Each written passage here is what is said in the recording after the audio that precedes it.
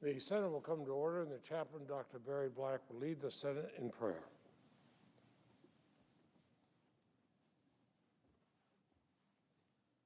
Let us pray. Eternal God, answer us in our trouble and protect us with your mercies.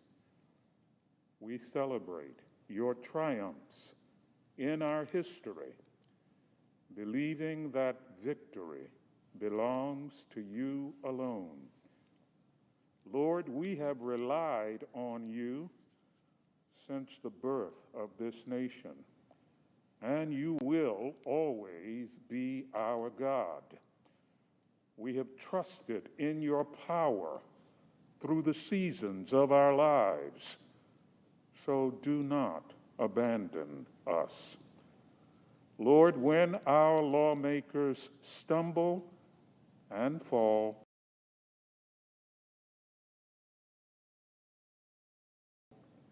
help them to rise and stand firm. Continue to rule the nations of your world. We pray in your powerful name. Amen. Please join me in the Pledge of Allegiance. I pledge allegiance to the flag of the United States of America and to the republic for which it stands, one nation, under God, indivisible, with liberty and justice for all.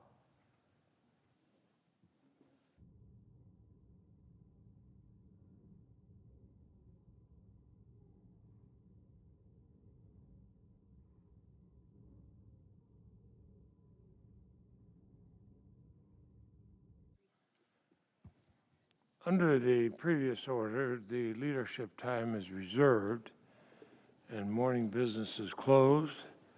And under the previous order, the Senate will proceed to executive session and resume consideration of the following nomination, which the clerk will report. Nomination, the judiciary, Bridget Meehan Brennan of Ohio to be United States District Judge for the Northern District of Ohio.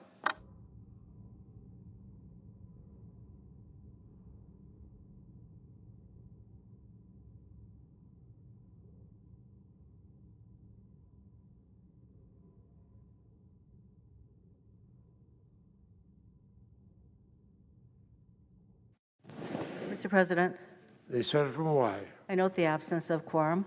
The clerk will call the roll. Ms. Baldwin.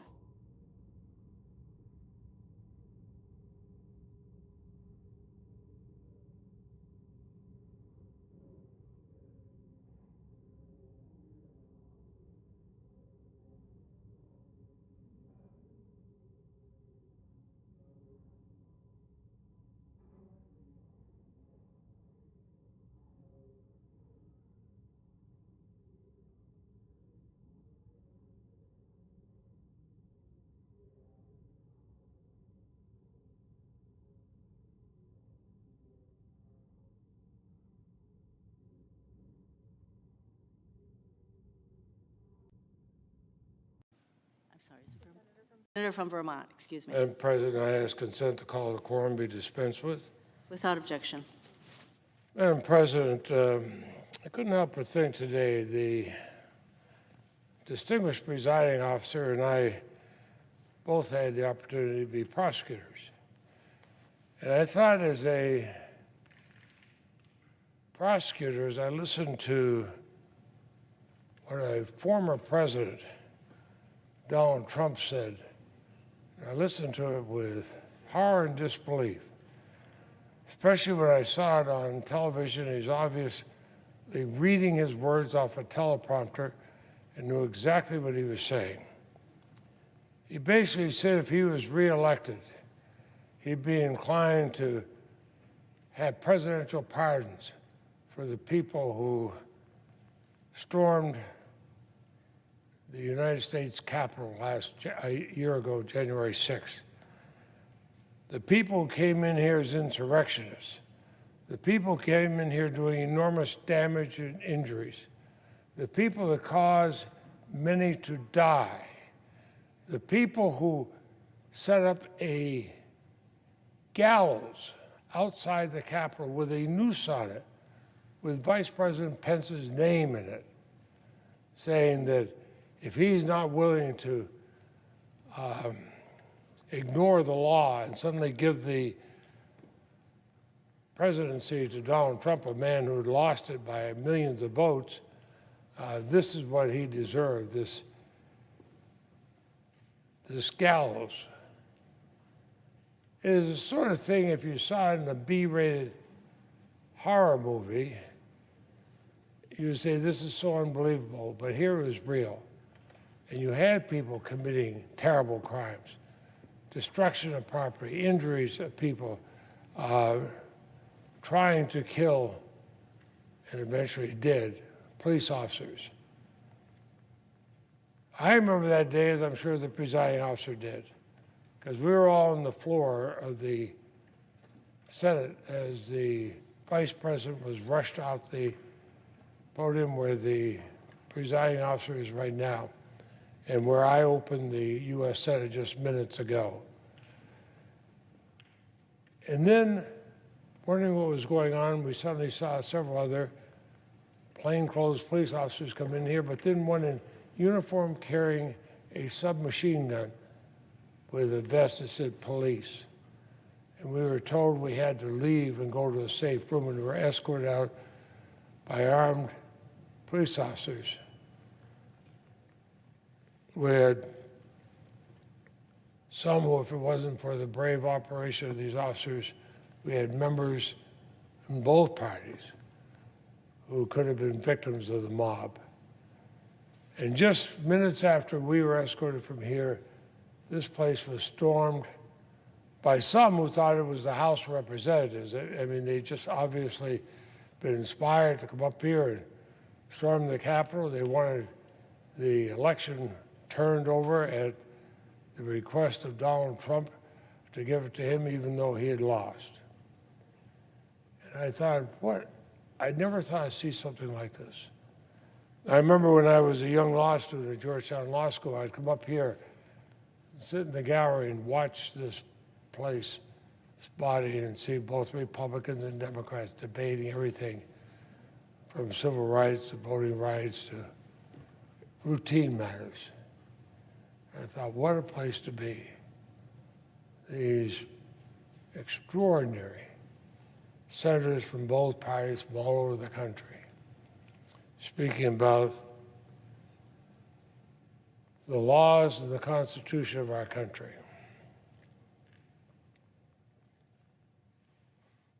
I remember even after I went back to Vermont, started practicing law and became a prosecutor, I thought of the days I was here, my parents and others, just watching this body. And how thrilled I was when I came here, thinking the U.S. Senate can and should be the conscience of the nation. And then I look on television and see a man who was decisively defeated for re-election to the presidency, saying to followers, if I'm elected president again, I can pardon all these criminals that came in here, these insurrectionists. People actually, many of whom, it's very clear, were encouraged to come here and storm the castle at his request. Madam President, we're a nation of laws.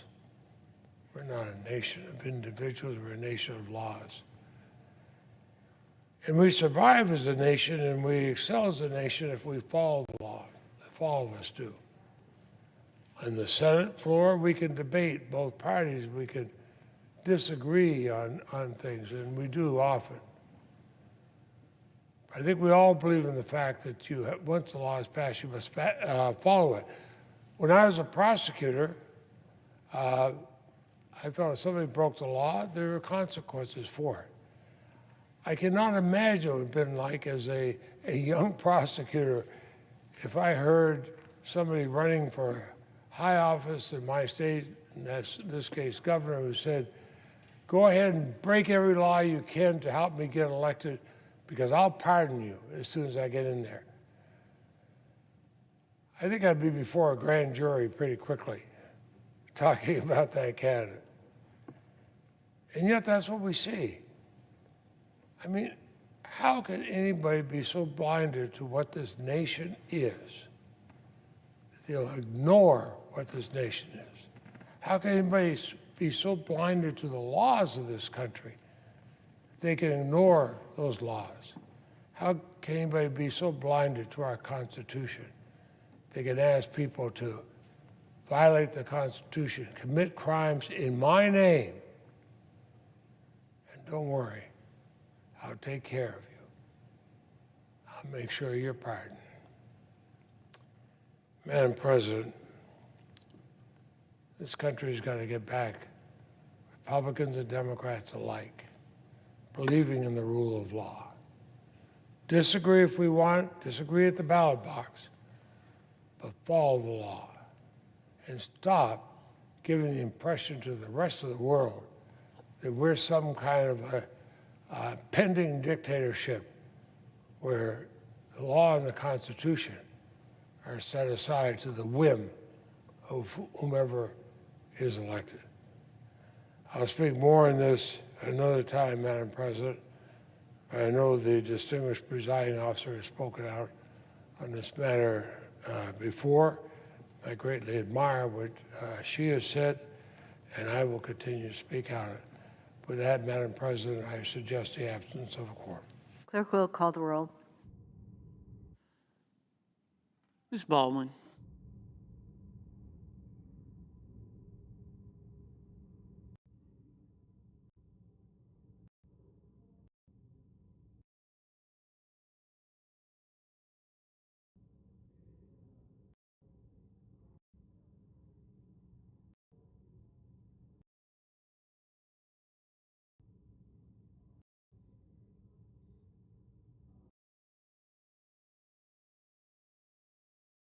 Senator Ted Kennedy.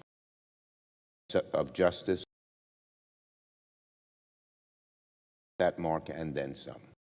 Publicly about what he expects. Majority I Leader, ask unanimous consent the quorum be dispensed with. without objection. Now, Madam President, last Thursday, Associate Justice Stephen Breyer announced that after 27 years of service, he will retire from the Supreme Court at the conclusion of this term. Shortly after his nomination was first announced in 1994, then Judge Breyer mused publicly about what he expected his time on the High Court would bring. He told reporters it was hoped to, quote, make the average person's ordinary life better, unquote. Nearly 3 decades later, we can safely say that Judge Breyer has met that mark and then some. Throughout American history, only 115 individuals have sat on the nation's high court. And few have served as long and as effectively as Judge Breyer. From his opinion on voting rights, environmental protections, women's reproductive freedom, and protecting access to affordable health care, Justice Breyer's impact upon our nation will last for generations. America is a more perfect union today because of Justice Stephen Breyer. And of course, Judge Breyer's legacy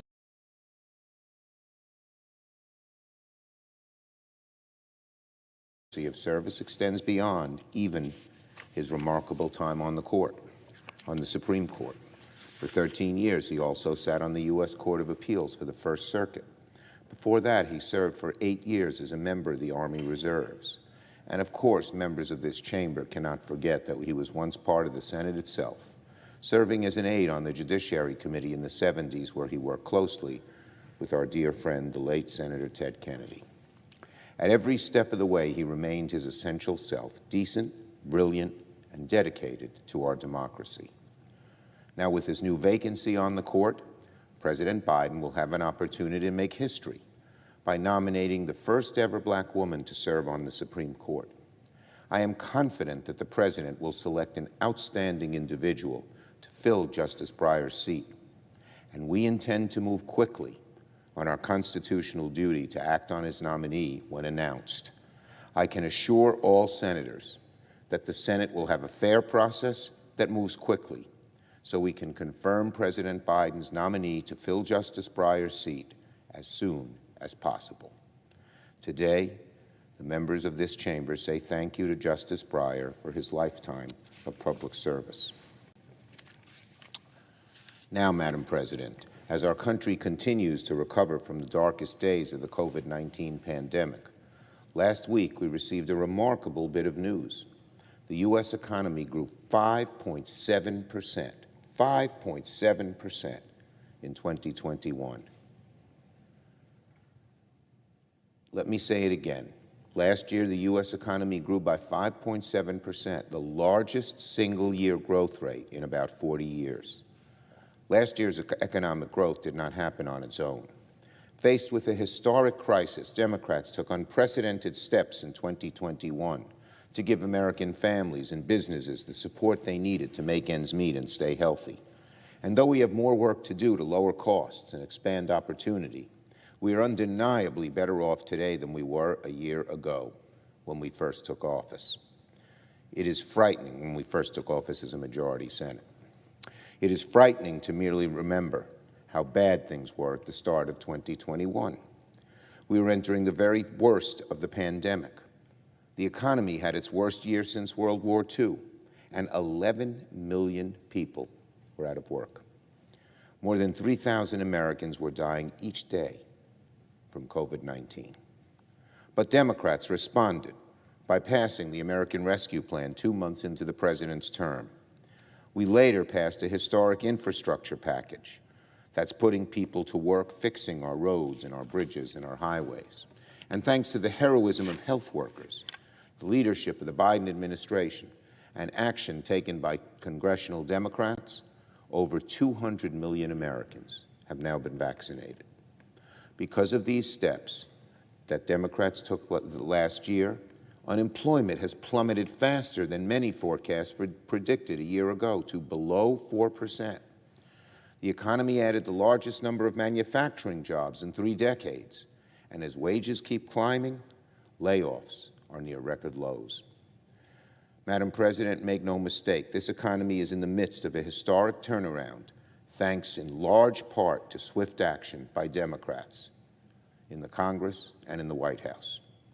But of course, the work is far from over.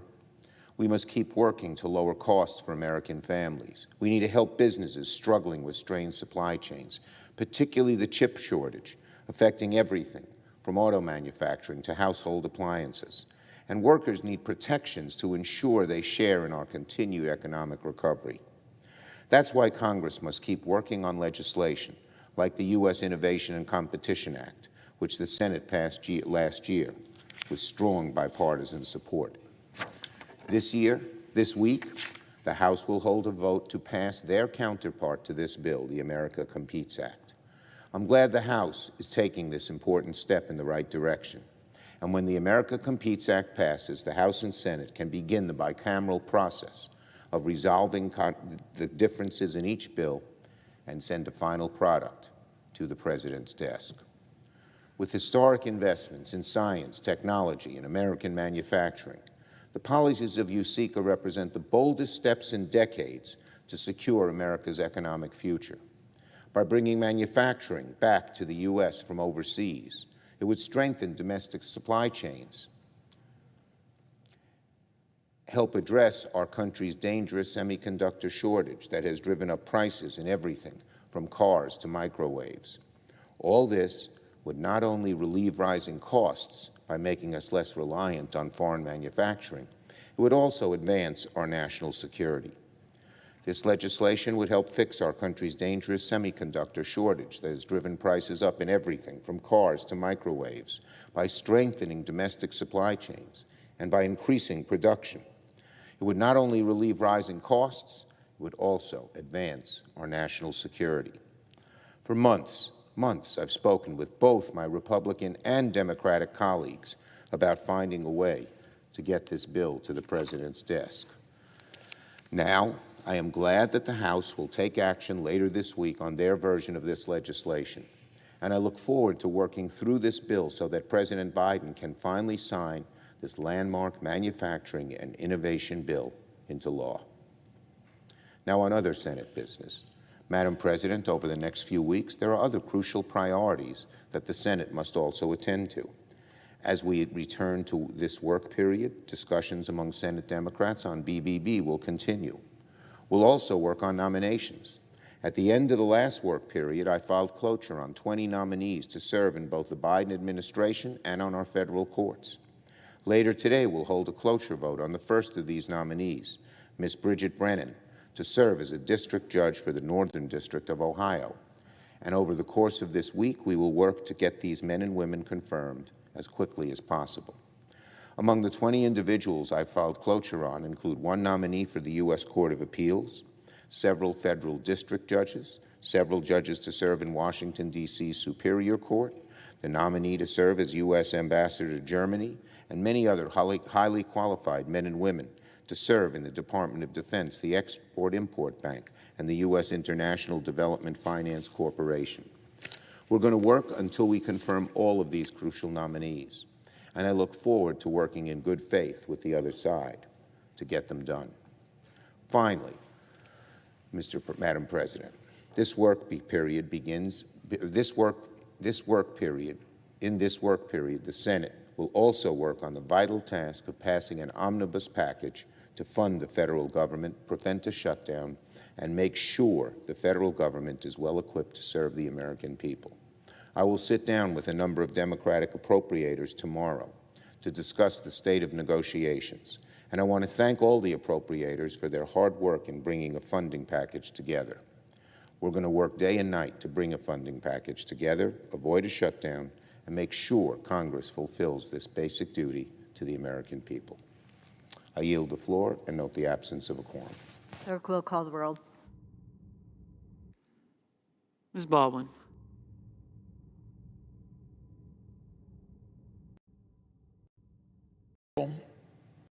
They're resilient.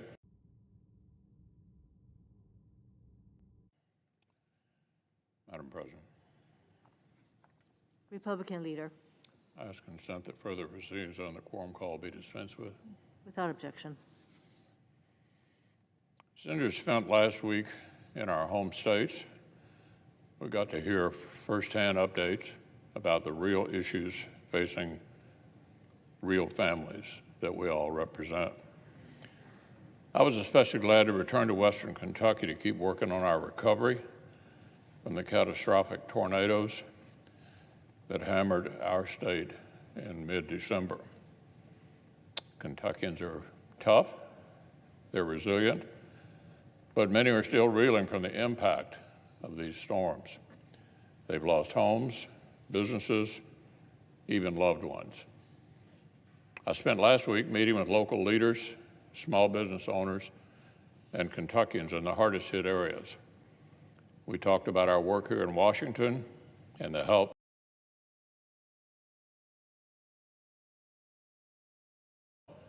they can expect to receive from us. Kentuckians in the affected areas have been grateful for the quick and efficient way that FEMA has begun distributing recovery aid. We know recovery will be a very long process, but my office and I will be standing with our people every step of the way. And the entire state is expected to improve our roads. Hard to keep up, even as they face inflation across all their expenses. Businesses across our region have significantly upped their spending on wages and benefits, but many workers have gotten raises, but actually it's only on paper because the historic inflation on the Democrats' watch has more than canceled the average increase in wages. Inflation is turning pay raises into pay cuts. This is just one of the many significant problems we confront. After a year of record-setting bloodshed in America's streets, violent crime is still forcing too many to live in fear. The historic humanitarian and security crisis that unfolded at our southern border on Democrats' watch has actually gotten only worse. The Biden administration's war on affordable and reliable American energy has put consumers in a bind. And a half a world away, in multiple regions, growing storm clouds are darkening the international stage with major implications for America and for our allies. Across the Middle East, from proxy terrorist attacks to nuclear and missile development, Iran keeps reminding us it has no intention of playing by the rules. In Eastern Europe, Vladimir Putin himself is spelling out the reality of Russia's threat to the international order, one armored vehicle at a time. I'm encouraged that President Biden finally appears inclined to reinforce Eastern European treaty allies with U.S. forces, and those deployments must take place sooner rather than later. And other NATO allies should join us in defending our eastern flank allies. Likewise, American and allied efforts to support Ukraine's ability to defend itself must occur not at the speed of bureaucracy, but at the speed of relevance. Unfortunately, Washington Democrats have spent months focused on one distraction after another from these pressing challenges. Months before Russia began massing forces for an invasion of Ukraine, our colleagues on the Armed Services Committee produced a bipartisan defense authorization bill that would reassert our commitments to our allies and partners in Eastern Europe, as well as Asia, and help our own forces stay on the cutting edge of competition with China and Russia. But instead of moving this legislation forward to prompt passage, the Democratic leader left the NDAA in limbo until almost the last minute. In the meantime, Senate Democrats spent months trying to assemble a massive, reckless taxing and spending spree packed with policies that nobody was asking for outside of the radical left. Our citizens were fighting for their economic lives, trying to fight off gas prices, grocery prices, car prices, housing prices. And here Democrats were claiming the way out of inflation was to spend trillions on windmills, and welfare. And of course, a multi-trillion-dollar debt explosion wasn't even the most radical thing Democrats had recently tried to ram through. Earlier this month, the vast majority of Senate Democrats tried to break this chamber's most fundamental rule for the sake of appointing themselves the entire country's Board of Elections on steroids. Well, I hope our friends across the aisle can spend 2022 recommitting themselves to the actual problems that families are facing on their watch. This razor-thin Senate majority owes the American people at least that much. Now, on a final matter, last week Justice Stephen Breyer announced his plans to retire from the Supreme Court at the conclusion of this term. Justice Breyer deserves our country's hearty congratulations. By this summer, he will have dedicated more than 4 decades of service to the federal judiciary, including 28 years on our highest court.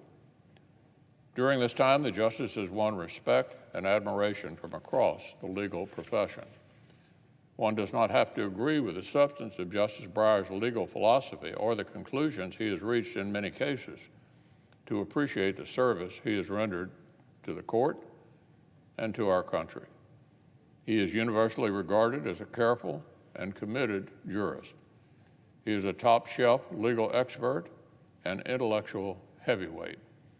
In fact, Justice Breyer has published prolifically, even beyond his caseload.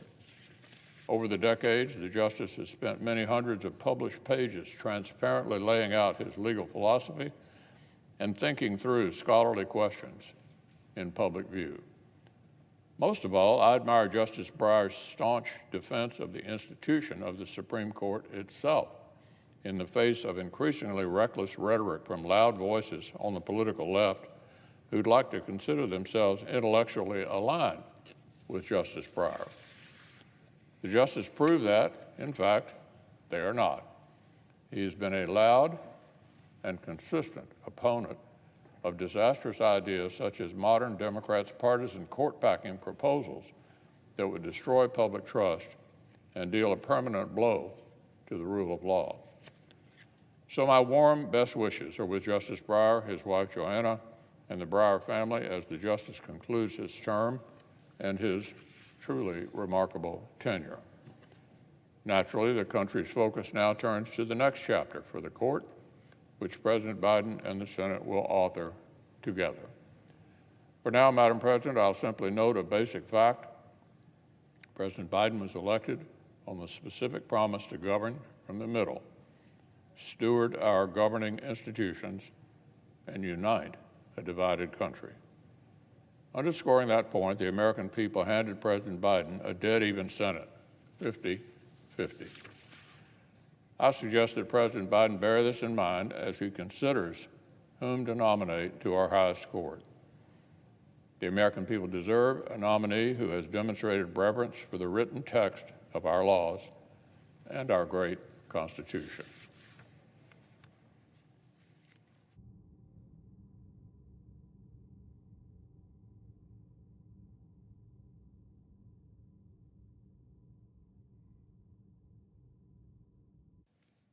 Madam President. Senator from Illinois. Madam President, in keeping with the remarks of the Republican Senate leader, I'd like to start with a recognition of Supreme Court Justice Stephen Breyer's contribution to America. On July the 12th, 1994, a Court of Appeals judge named Stephen Breyer appeared before the Senate Judiciary Committee. It was the first day of his Supreme Court confirmation hearing. As he began speaking, Judge Breyer laid out his view of the law and its role in maintaining the fabric of American life. And he said, I quote, "I believe the law must work for people." He argued that our nation's vast web of, quote, constitution, statutes, rules, regulations, practices, and procedures has a single basic purpose. That purpose, he said, is to help the many different individuals who make up America from so many different backgrounds and circumstances, with so many different needs and hopes, live together productively, harmoniously, in freedom. In his nearly 3 decades on the Supreme Court, Justice Stephen Breyer has lived by those words. He's helped ensure that the law is a force for good, a force for unity, and a force for freedom and equality. So for me, I have truly mixed feelings as I stand here today and look back on the incredible legacy of Justice Breyer, who announced last week that he would retire at the end of this term. And what a legacy he leads.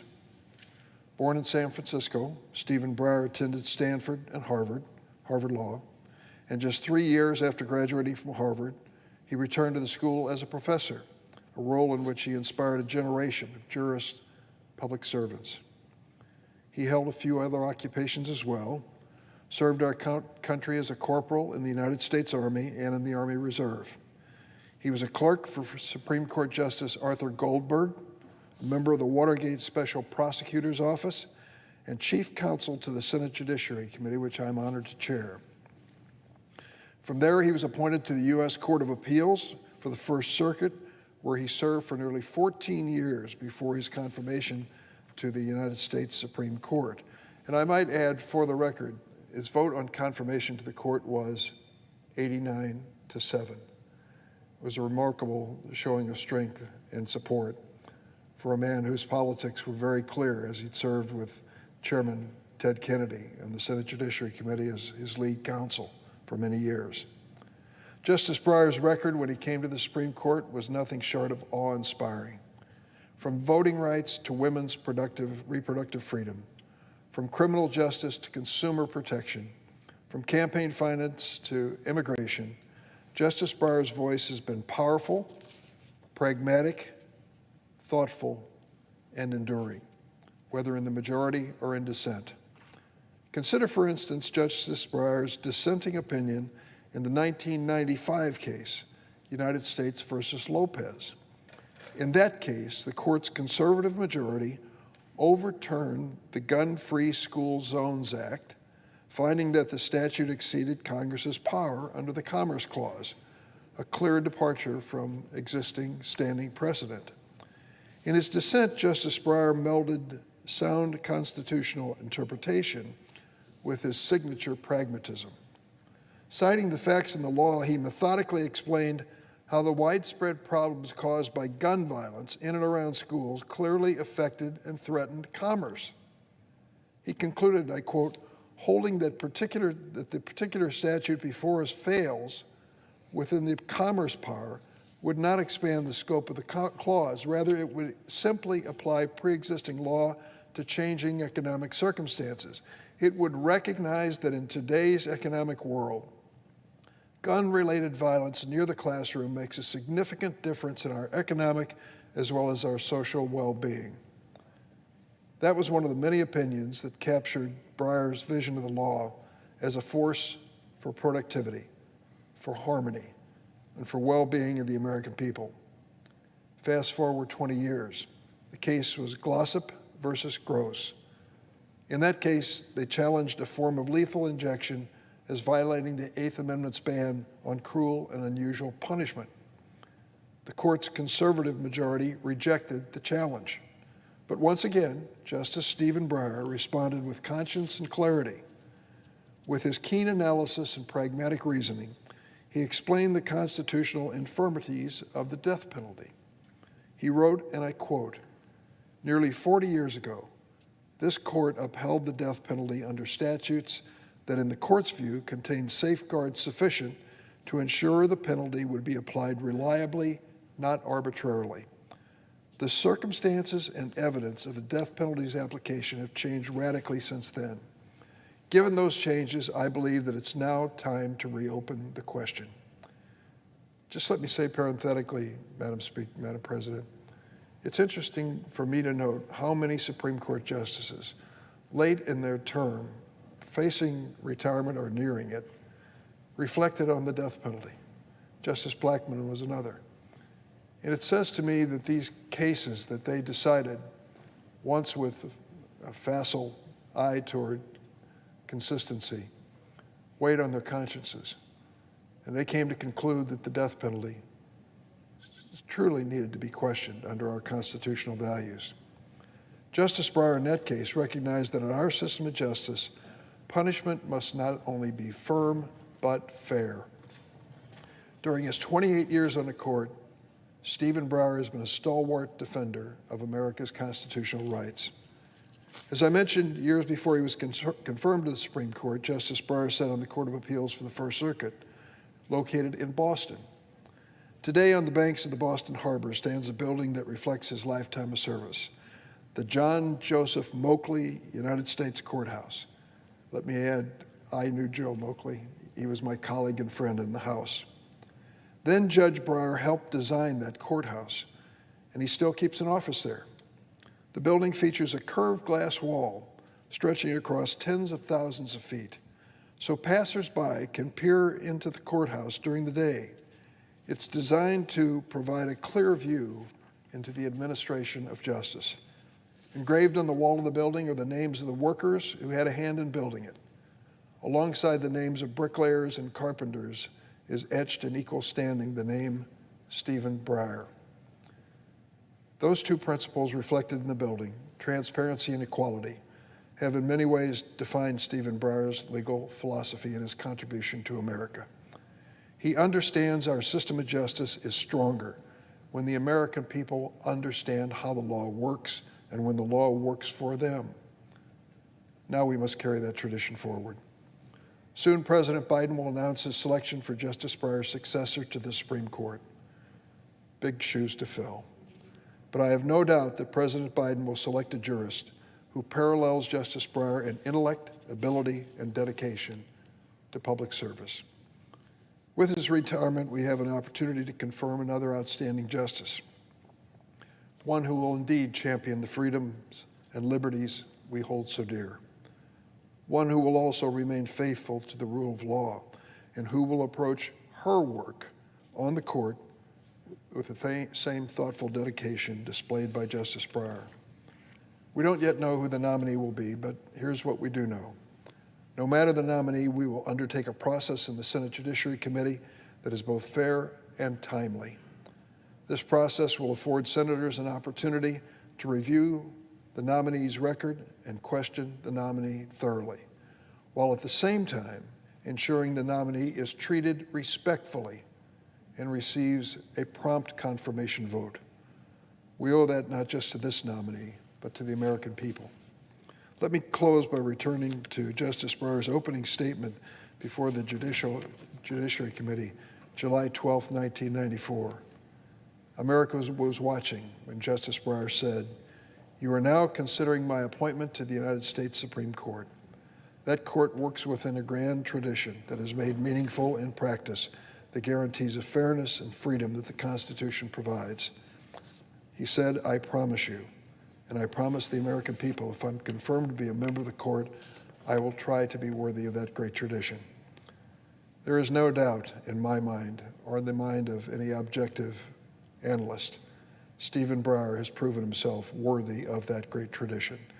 Whoever his successor may be, I'm confident she will do the same. I want to personally thank Justice Breyer as a member of the Senate, but as an American citizen first, for his thoughtfulness, his spirit of collegiality and consensus building, and for always working to advance the Constitution's guarantees of fairness and freedom. Madam President, I ask that the following statement I'm about to make be placed separately in the record. Without objection. Madam President, 2 years ago, Mark Frerichs, a veteran of the United States Navy from Illinois, was abducted by the Taliban. 2 years. At the time, Mark was working as a civil engineer. For a decade, he'd been leading construction projects to benefit the people of Afghanistan. But on January 31st, 2020, Mark was invited to a meeting, ostensibly to discuss his next project. When he arrived, he was kidnapped and taken to a stronghold in the mountains of Afghanistan. For 2 agonizing years, Mark's family has prayed for his safe return. They shouldn't be forced to wait a minute longer. Last week, Charlene Kakora, Mark's sister, wrote an op-ed in the Washington Post urging the Biden administration to help finally bring Mark Frerichs home. My colleague, Senator Duckworth, and I have made the same appeal to the President many times over to push every possible lever to secure the safe and urgent release of Mark. It seems the administration is committed to do so, and I thank the President for his recent statement. He said in that statement, "The Taliban must immediately release Mark before it can, quote, expect any consideration of its aspirations for legitimacy." We all pray that Mark is still alive, in good health. So as the administration and Secretary Blinken continue to hold talks with the Taliban on everything from women's rights to combating starvation and famine, I hope and pray that Mark's release will remain on the forefront of those negotiations. I look forward to continuing to work with the administration on this case. Senator Duckworth and I have worked behind the scenes as best we can, over and over, year after year, month after month, to bring him home. Let's make sure that Mark Frerichs doesn't spend another year in captivity. Let's bring him home to Lombard, Illinois, so he can turn 60 in the loving arms and company of family and friends. Madam President, I yield the floor and suggest the absence of quorum. Clerk will call the roll.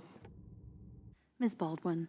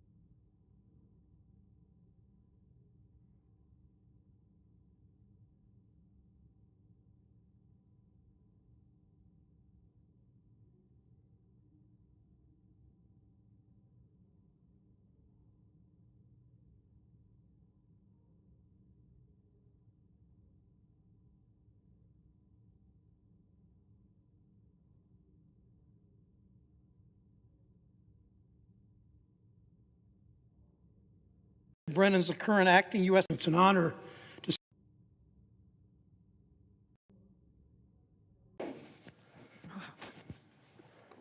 Madam President. Senator from Ohio, Thank you, Madam President. I ask United consent to dispense with the quorum. without objection. Thank you, Madam President. It's an honor to speak today in support of 3 historic, highly qualified nominees to serve 6 million Ohioans in the Northern District of Ohio on the federal bench. Each of these nominees brings with them not only impressive legal credentials, but diverse life experiences, empathy, and a deep commitment to justice that will make them excellent district judges. It's why Senator Portman and I together recommended these nominees to President Biden. It's why each of them was voted out of the Senate Judiciary Committee with bipartisan support. I urge my colleagues on the floor to support them. Tonight, we'll vote to advance the nomination of Bridget Brennan. Bridget Brennan is the current acting U.S. Attorney in the Northern District. She served Ohioans as an assistant U.S. Attorney for over a decade. She's taken on complex and difficult issues. She's focused on cases that help make our community safer and more just. Ms. Brennan's dedicated her career to making the Northern District of Ohio a safer place for victims of human trafficking, including children. She served as the lead prosecutor in the largest juvenile sex trafficking case in the history of the Northern District, a horrific case that included victims as young as 12. She achieved the country's first conviction for a sex trafficker's use of heroin to control his victims, convincing the court to recognize heroin withdrawal as a threat, quote, threat to serious bodily harm for the purposes, unquote, for the purposes of proving coercion. She's been a champion for religious liberty. She successfully prosecuted 16 defendants in a single case under hate crime statutes for their roles in religiously motivating assaults after they viciously attacked members of Ohio's Amish community. She successfully prosecuted a man for arson and the destruction of religious property after he drove hours just to set fire to a mosque in northern Ohio. Ms. Brennan received glowing recommendations from those she's worked with and those whom she's prosecuted. People who she has prosecuted write to her from jail seeking advice and guidance. This is someone whose commitment to justice is obvious to all those who deal with her. I urge my colleagues to join me in supporting Ms. Brennan's nomination. Tomorrow, in addition to confirming Ms. Brennan, the Senate will consider the nominations of Charles Fleming and federal magistrate Judge David Ruiz, both of whom are nominated to serve also in the Northern District. Mr. Fleming's an assistant public defender, not always the route to being a federal judge, but a key part of our judicial system. He's an assistant public defender in the Northern District, serving as trial team leader in the Northern District's largest public defender branch. A career public servant, Mr. Fleming has extensive trial experience in federal court, serving as a public defender, federal public defender for 30 years. Confirmed to be the only black man currently serving as an active duty federal district court judge for the Northern District. Mr. Fleming has received uniformly enthusiastic reviews from judges he has appeared before and from attorneys he's tried cases against. As lead public defender, he takes on what his supervisor described as the most difficult and challenging cases, as you can imagine. In his cases, he's always displayed exceptional empathy, not only towards clients, but also the victims of crime. One story illustrates his character well. He was representing an individual charged with committing a violent crime. According to the judge, when making his arguments for what he believed was a fair sentence for his client, Mr. Fleming turned and faced the victim and her family.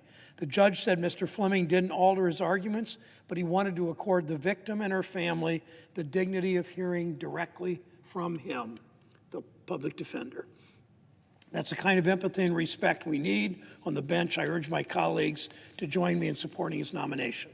Third, Judge David Ruiz has served as federal magistrate judge in the Northern District for 5 years. For that, he served for 16 years as an assistant U.S. attorney in the Northern District and a private practitioner.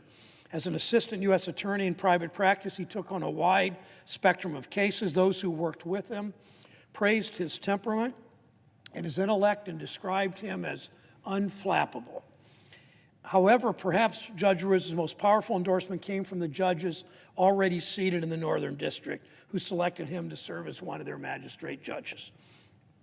They selected Judge Ruiz to oversee groundbreaking multi-million-dollar, multi-district litigation involving the manufacturers and distributors of opioids, which have done huge damage to families and communities across our state. He's also poised to make history as the first Latino district judge ever to sit in the Northern District. He will become Ohio's, if this body concurs, as the committee did, Judiciary Committee did, he will become Ohio's first ever Latino federal judge. He's the grandson of immigrants. He's a descendant of migrant farm workers who picked fruit in the fields of Texas and Michigan to provide a better life for their family. His success, Judge Ruiz's success, embodies the American dream of generations of immigrants. Finally, I want to thank publicly in this forum all the members of the Bipartisan Commission that recommended these nominees to Senator Portman and me. When I first came to the Senate, Senator Voinovich and I established this bipartisan commission process to help identify the best candidates for these important jobs. I'm proud of the work that we've done with Senator Portman to continue that tradition through presidents of both parties. The members took considerable time out of busy schedules to identify and interview potential candidates. They undertook this task to ensure that people living in the Northern District had access to justice and a bench that looks like the people they serve. This is by far the most diverse set of U.S. attorneys, U.S. marshals, U.S. federal judges that we've ever had in my state. I thank the members of the commission for their work. I particularly like to mention my representatives on this commission: Mohammed Al-Hamdani, Paul DeMarco, Barbara Dosek, Dennis Eckert, Kayla Griffin, Jacqueline Johnson, Barbara Lum, Carol Rendon, Carter Stewart, Margaret Wong. I want to especially thank the chair of our commission, Joyce Goldstein, who put so much effort and time into this, who put so much energy to ensuring this effort was a success. The Northern District of Ohio is better off because of their work. Dr. King wrote, "Progress never rolls in on wheels of inevitability." Each of these nominees will serve as wheels of progress for our state, for our country. I am certain, I don't make predictions in politics often, but I'm certain that every member of this body, Republican and Democrat, who vote for these three judges will always be glad that they did. I urge my colleagues to vote yes so they can get to work immediately serving the people of my great state. I note the absence of a quorum. The clerk will call the roll. Ms. Baldwin.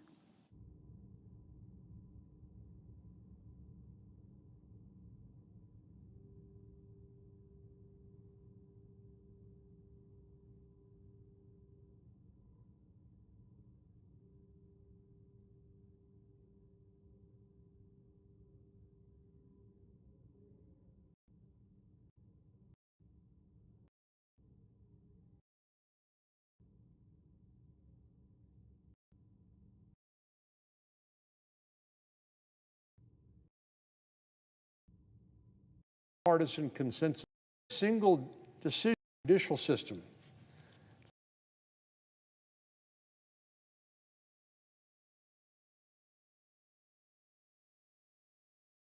Senator from Texas. Madam President, I would ask unanimous consent that the quorum call be dispensed with. Without objection.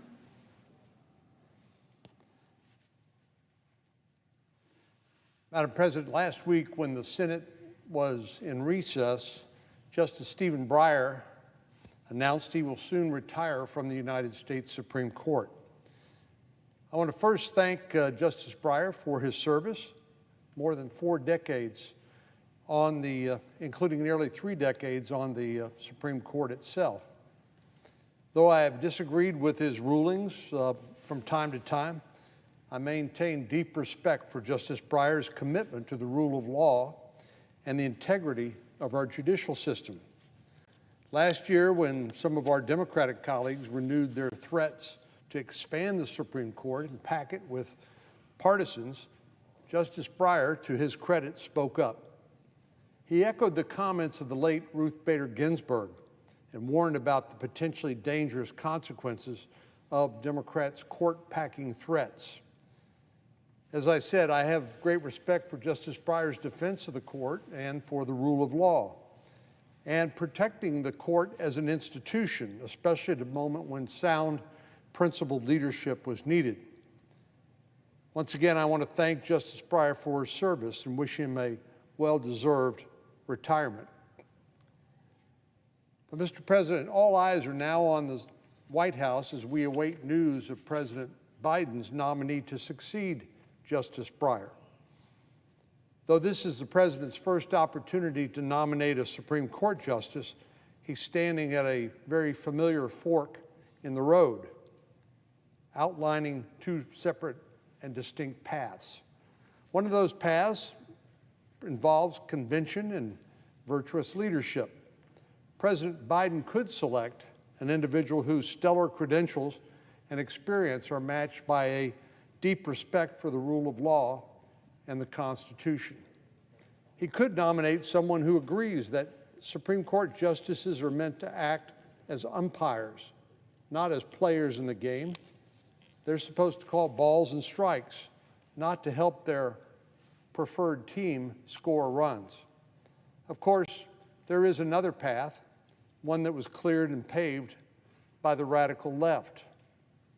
The president could listen to the liberal activists who want to select somebody who will deliver partisan wins, regardless of the facts. He could nominate someone who would attempt to use the position on the Supreme Court to rule based on personal policies or preferences rather than what the law commands that a justice do. As I've said, President Biden has found himself looking down these two diverging paths a number of times. When he first took office, he could have worked with Republicans to build on Congress's perfect record of bipartisan pandemic relief. With the border crisis, he could have endorsed bipartisan efforts to address the virtually uninhibited flow of migrants across our southern border during this last year. With the 50-50 Senate, he could have embraced the opportunity to work across the aisle to make progress on our shared priorities. But at every single decision point, the president basically ignored the opportunity to build consensus. Even when he supported the infrastructure bill, it was only as a last resort after his attempt, along with that of Speaker Pelosi, to join the infrastructure bill to the Build Back Better bill, which he knew did not have the support that it needed, even among members of his own party. The president has repeatedly bowed to the radical left's demands, and the results speak for themselves.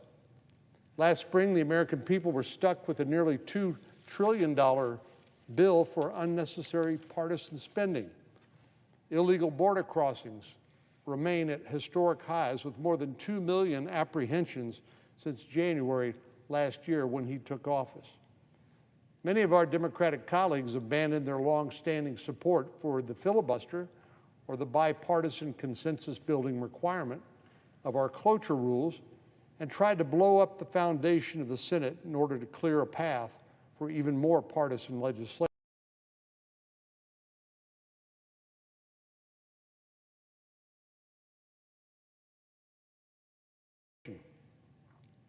And now we find ourselves 1 year into a Democratic-controlled government with a short list of legislative accomplishments.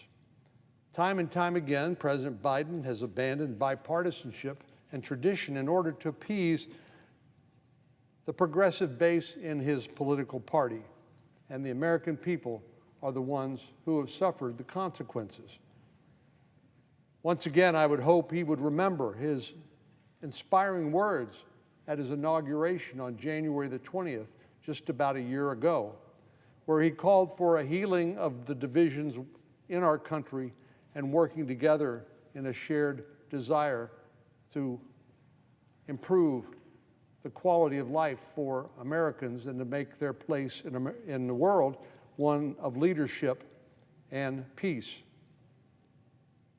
The left has already begun its campaign to replace Justice Breyer with a judicial activist.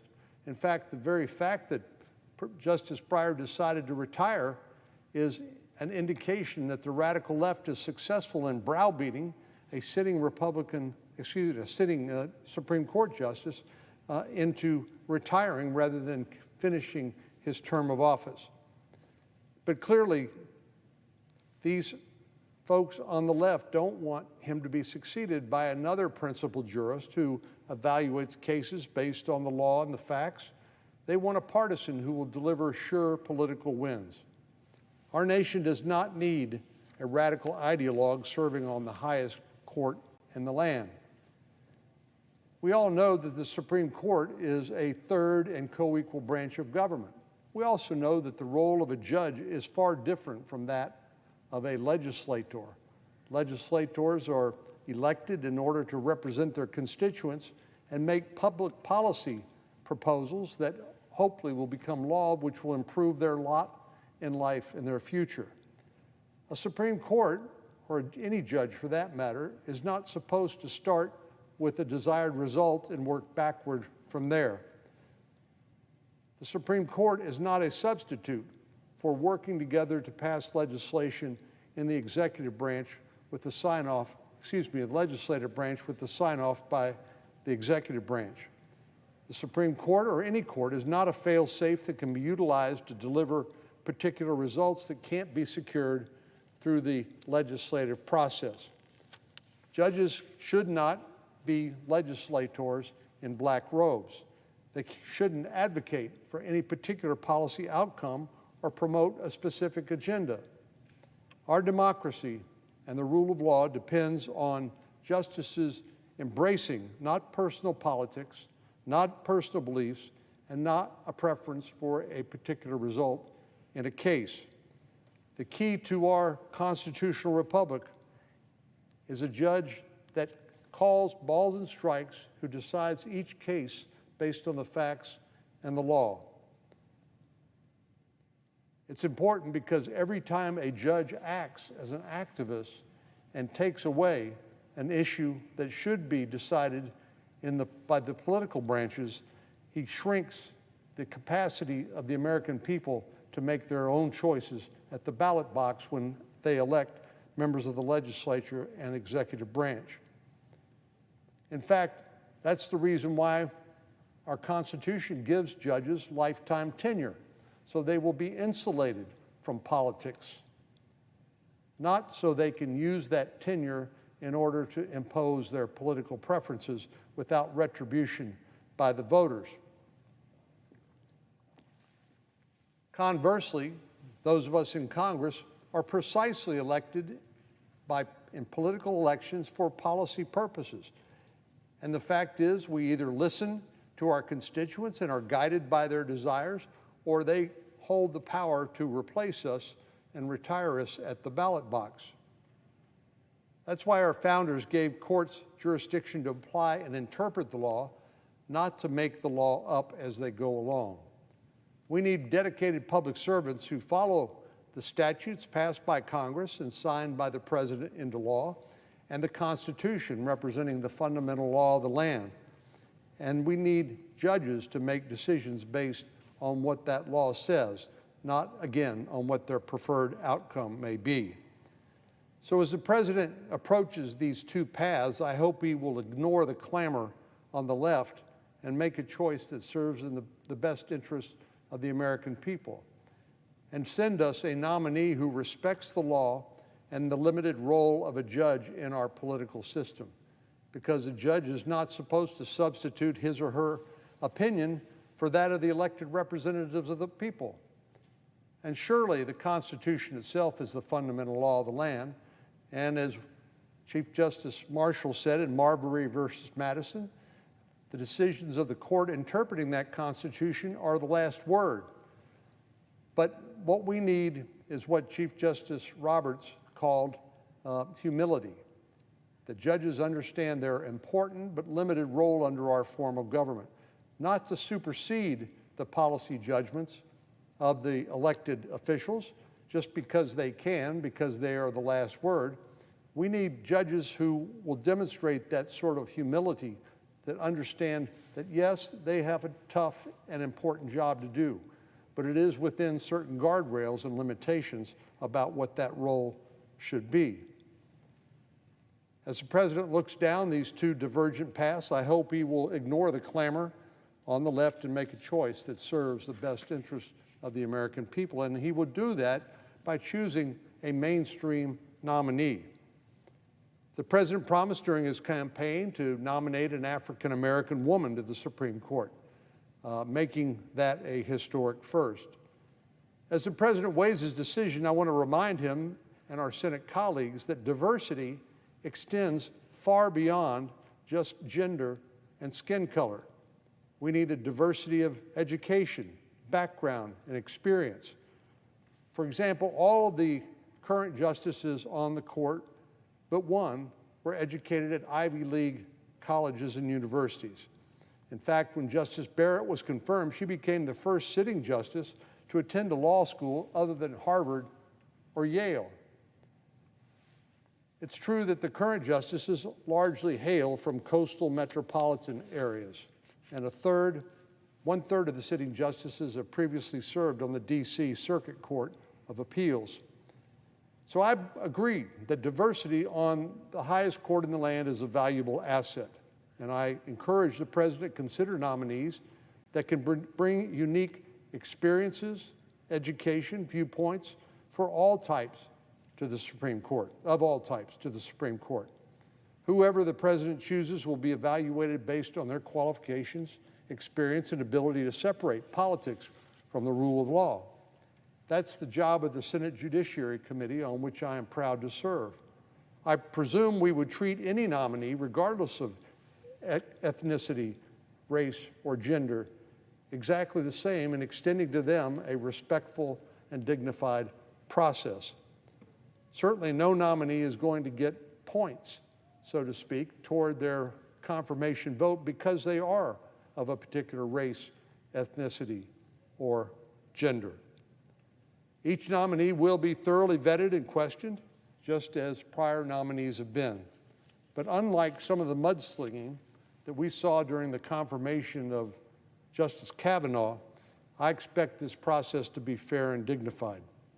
We must be careful, thorough, and comprehensive because, Madam President, the American people and the institution of the Supreme Court deserve nothing less. Madam President, I yield the floor, and I would note the absence of a quorum. The clerk will call the roll. Ms. Baldwin.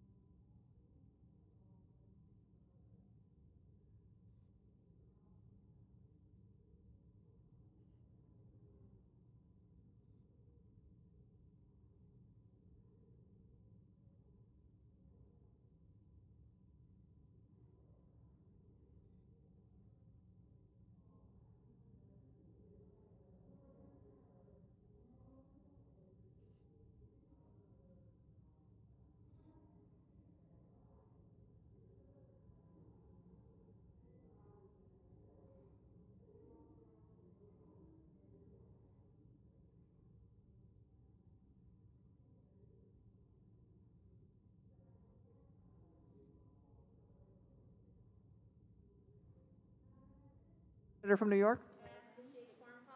Without objection. The clerk will report the motion to invoke cloture.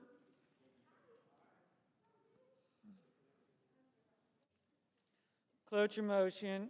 We, the undersigned senators, in accordance with the provisions of Rule 22 of the Standing Rules of the Senate, do hereby move to bring to a close the debate on the nomination of Executive Calendar Number 655, Bridget Meehan Brennan of Ohio, to be United States District Judge for the Northern District of Ohio, signed by 18 senators.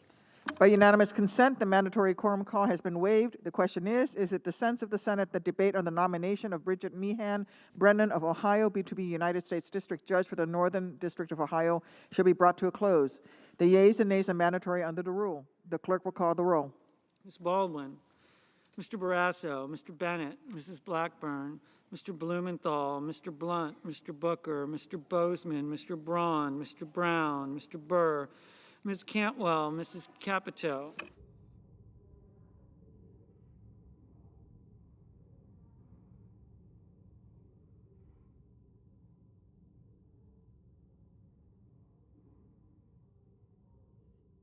Mr. Cardin.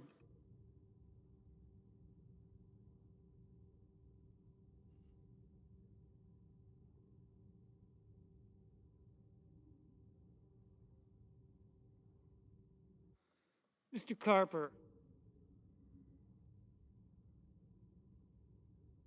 Mr. Casey.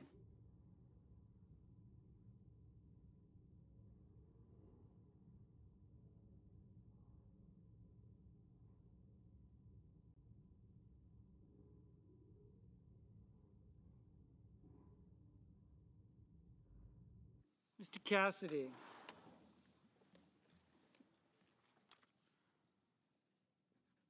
Ms. Collins. Mr. Coons. Mr. Cornyn.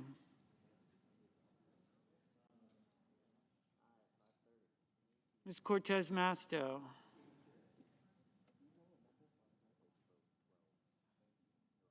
Mr. Cotton.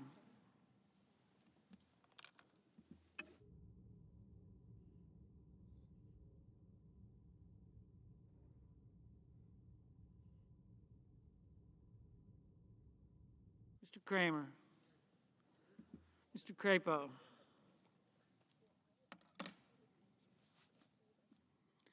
Mr. Cruz. Mr. Daines. Ms. Duckworth.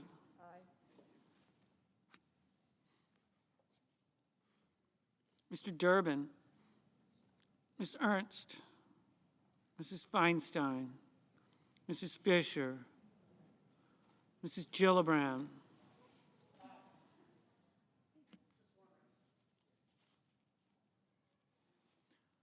Mr. Graham. Mr. Grassley. Mr. Haggerty. Ms. Hassan. Mr. Hawley. Mr. Heinrich.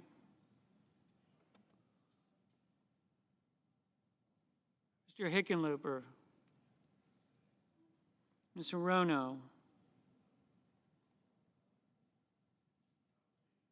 Mr. Hoven. Mrs. Hyde-Smith. Mr. Inhofe. Mr. Johnson.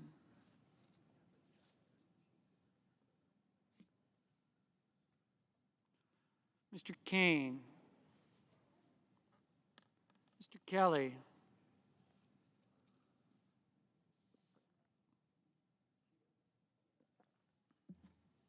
Mr. Kennedy.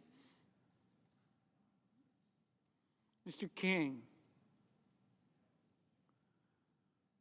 Ms. Klobuchar. Mr. Langford.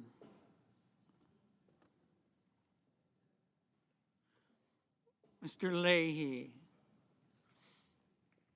Mr. Lee.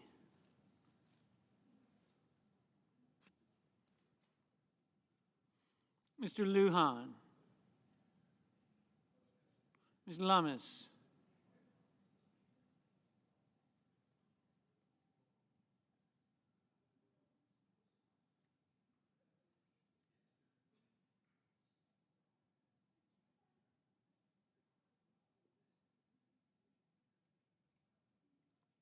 Mr. Manchin, Mr. Markey,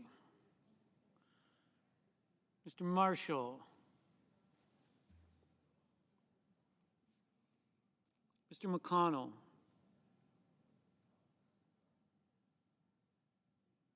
Mr. Menendez,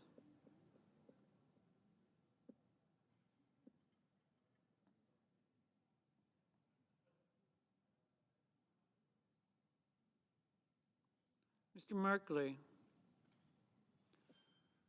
Mr. Moran, Ms. Murkowski, Mr. Murphy,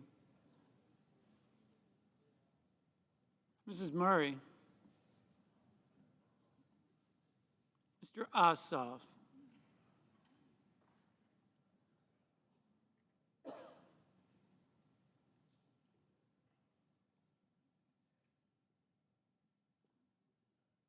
Mr. Padilla, Mr. Paul, Mr. Peters,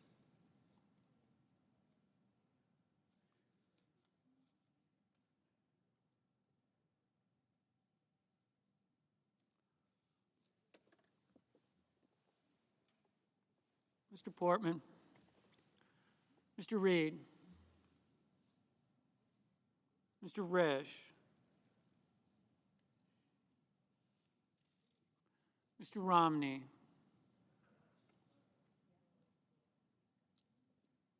Ms. Rosen,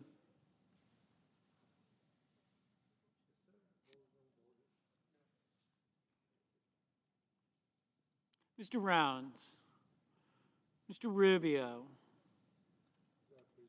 Mr. Sanders,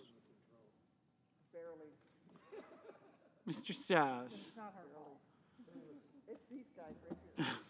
Mr. Schatz,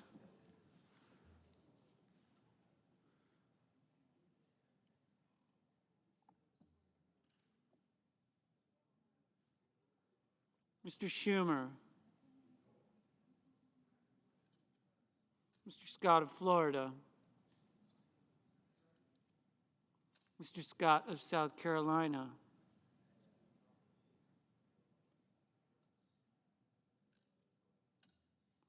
Mrs. Shaheen, Mr. Shelby,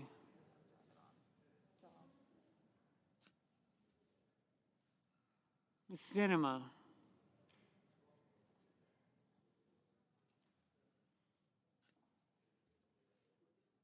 Ms. Smith,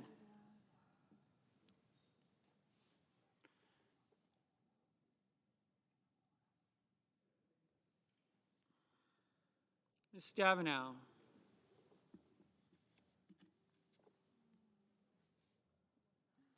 Mr. Sullivan, Mr. Tester, Mr. Thune,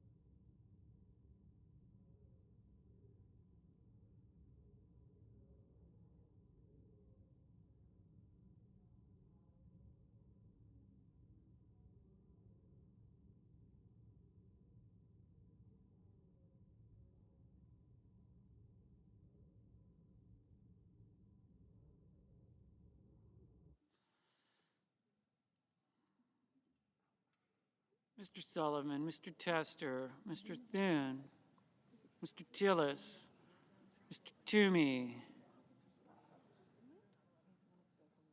Mr. Tuberville,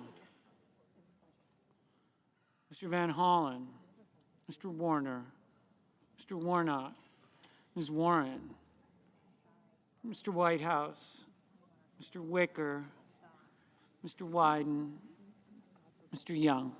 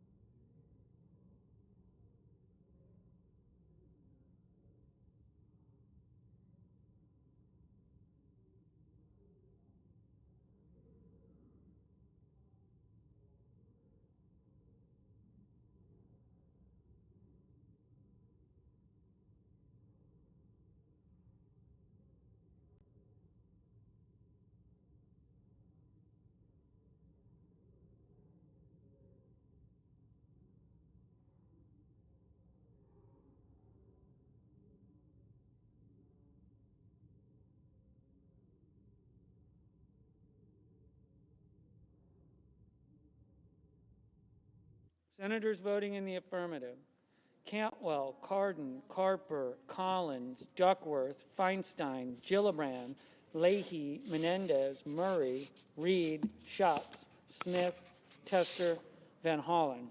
Senators voting in the negative: Cotton, Inhofe, Langford.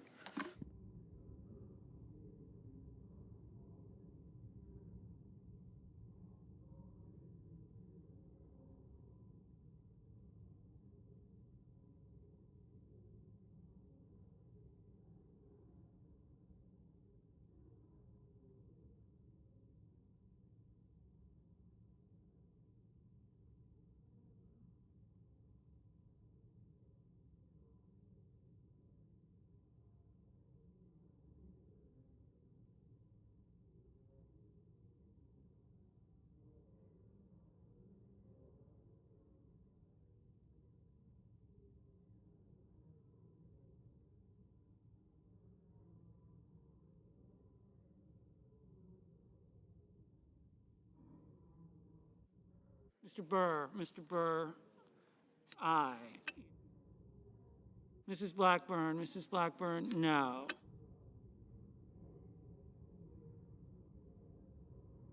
Mr. Whitehouse, aye. And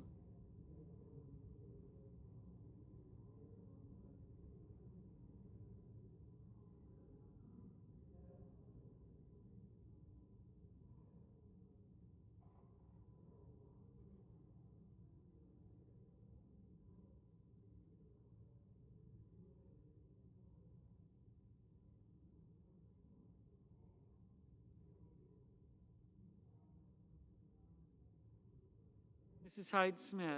Hyde Smith, aye.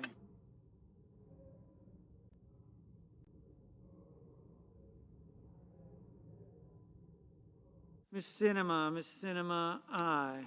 I just.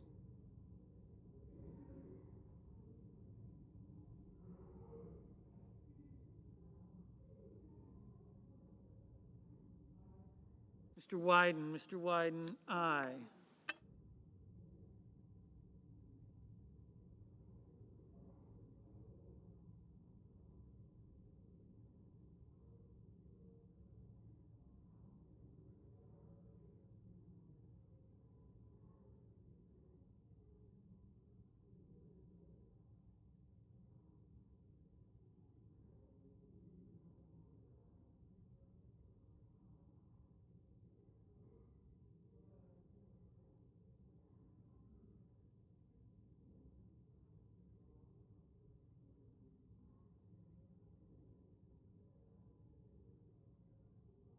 Mr. Grassley, aye.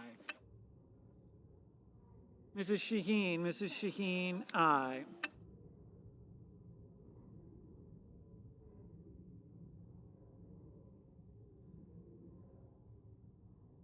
Mrs. Fisher, no.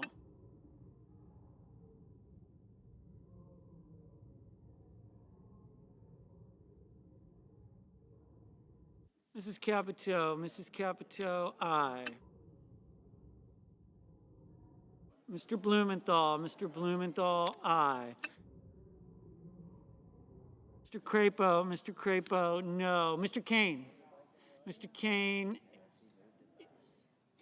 he's an aye. Mr. Kane, aye. I mean,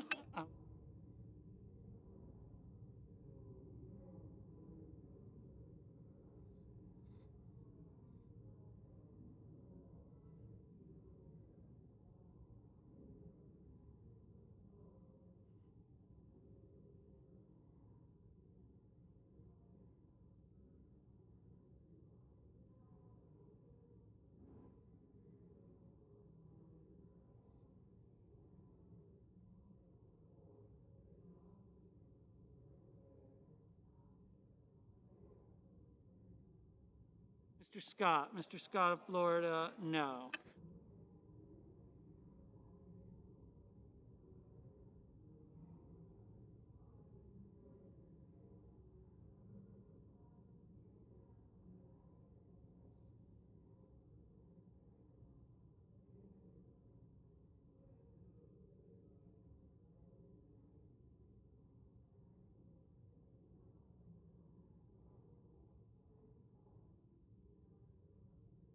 Ms. Ernst, no.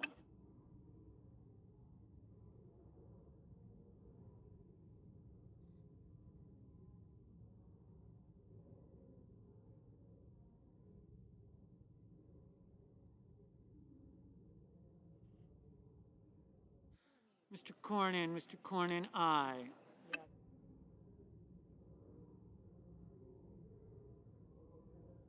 Mr. Blunt, aye. Mr. Blunt, no. Mr. Casey, aye. Mr. Young, aye.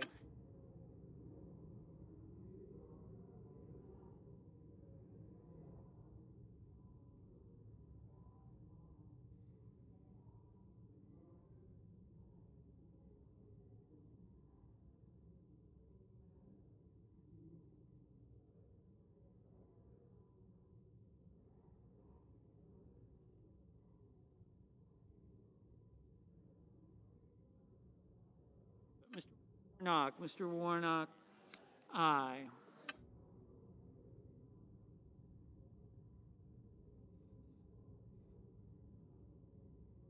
Ms. Hirono, aye.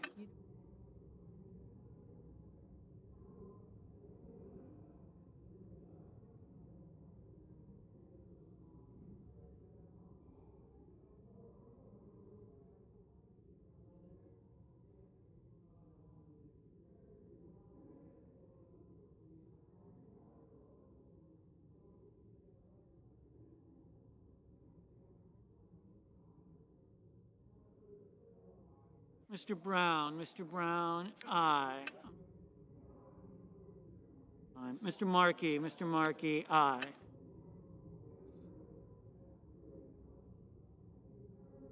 Mr. Coons, aye. Mr. Padilla, aye.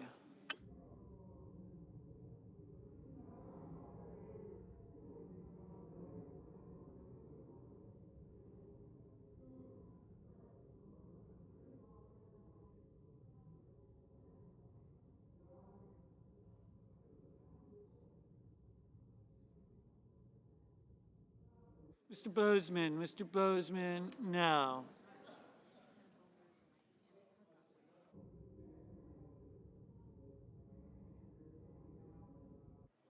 Mr. Portman,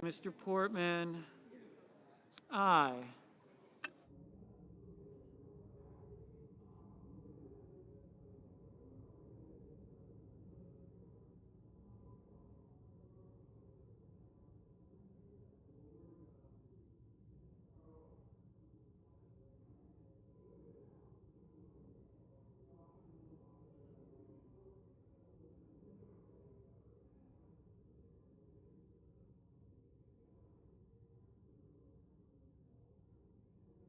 Ms. Lummis, no.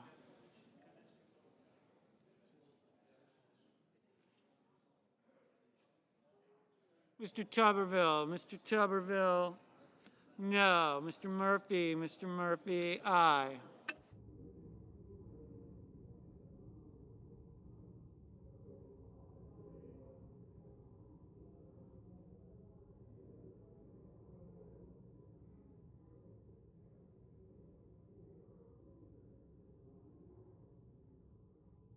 Mr. Sass, no.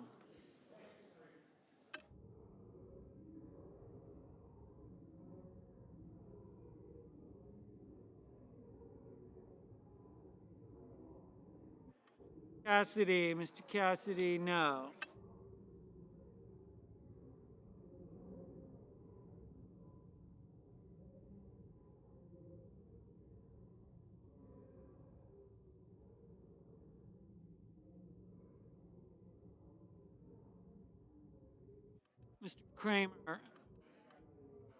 Mr. Kramer, no.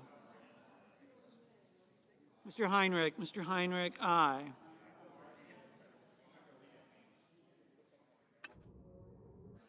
Mr. Thune, no. Mr. Paul, no.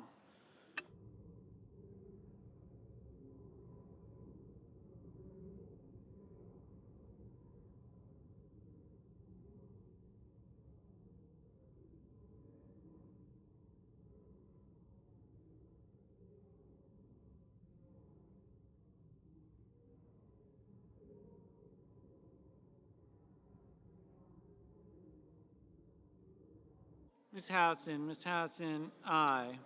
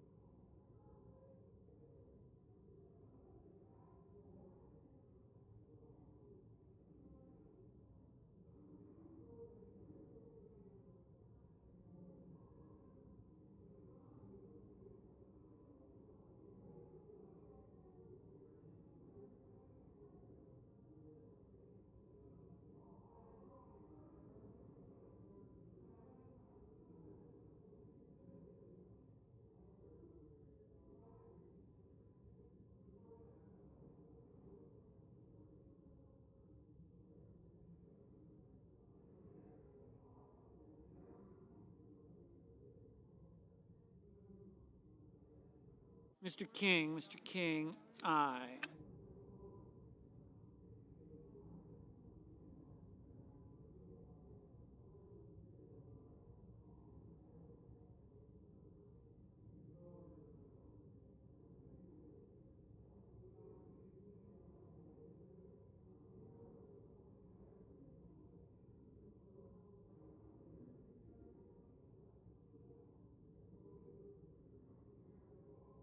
Mr. Marshall, no. Mr. Hickenlooper, aye.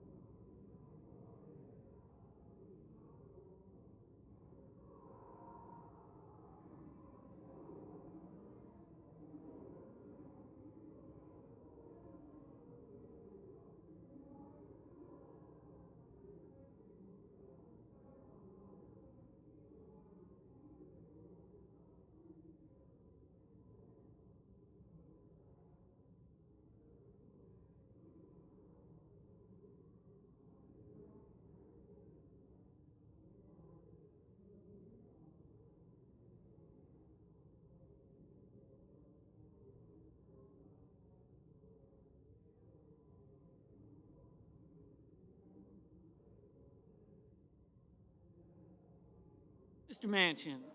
Manchin, aye.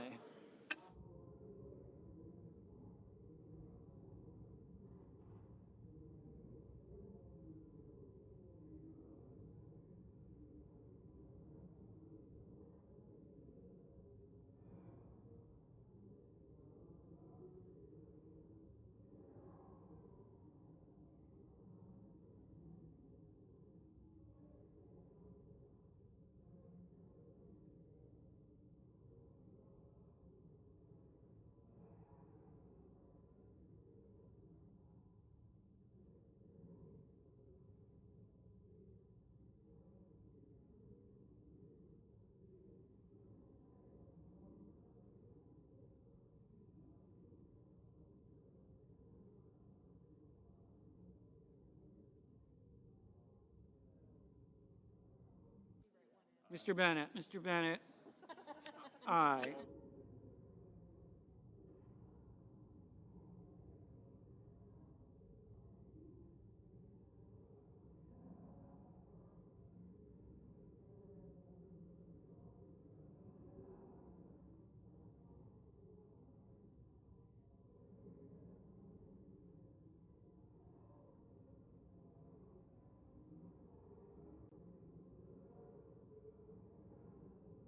Mr. Kelly, aye.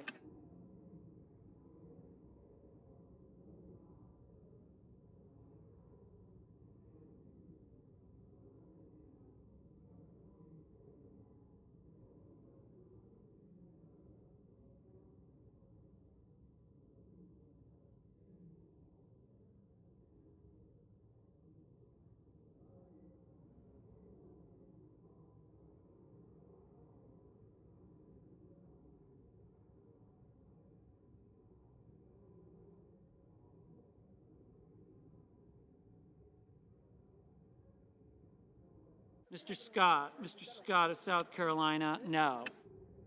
Ms. Cortez Masto, aye.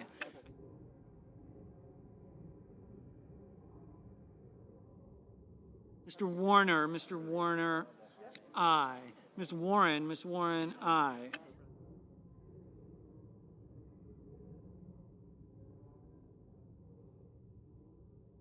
Mr. Toomey, no.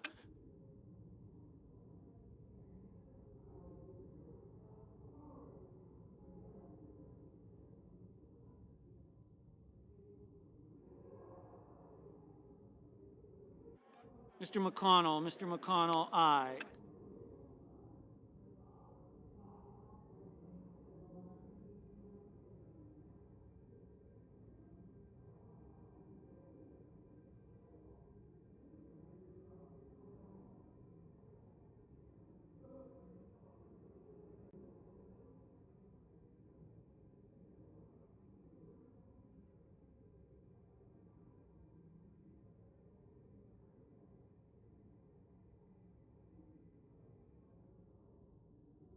Mr. Wicker, aye. Ms. Klobuchar, aye. Mr. Sanders, aye.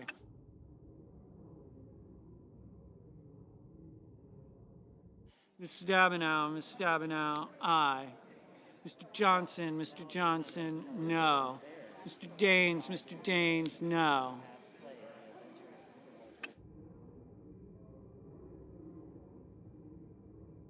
Mr. Hoven, no.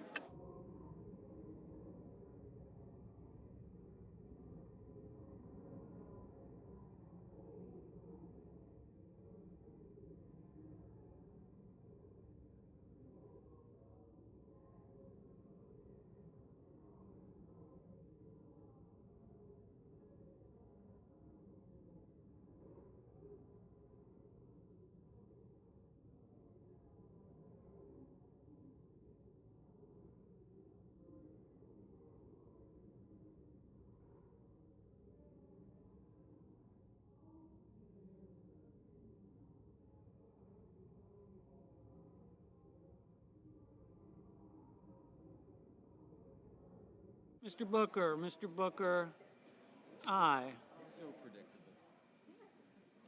Mr. Peters, aye. Mr.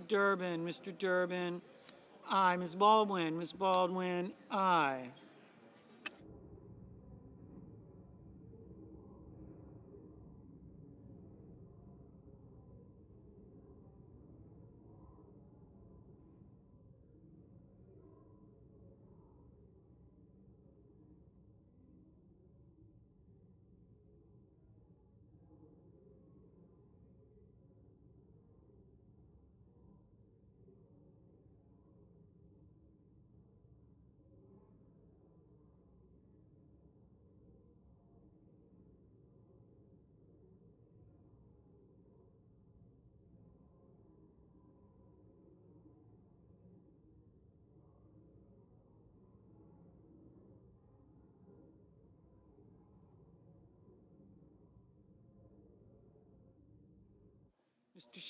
Mr. Shelby, no.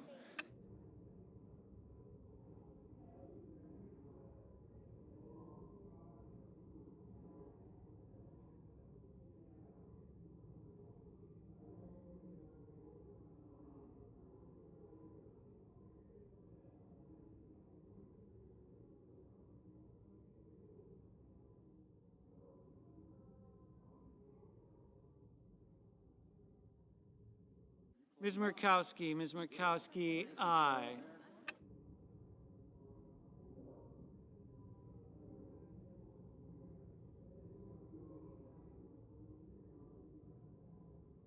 Mr. Risch, no.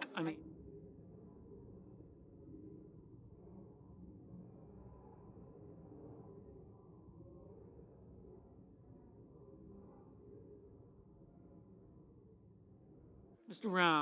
Rounds, aye.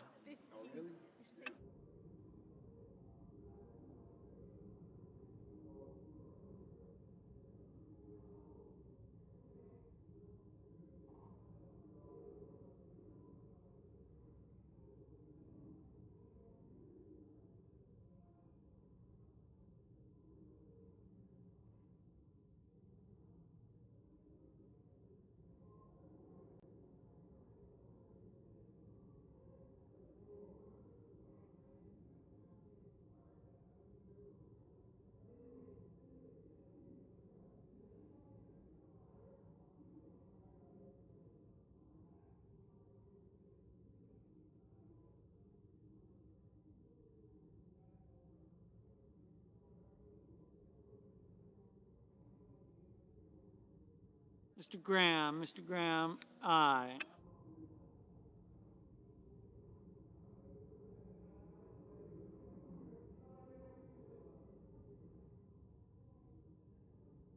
Mr. Schumer, aye.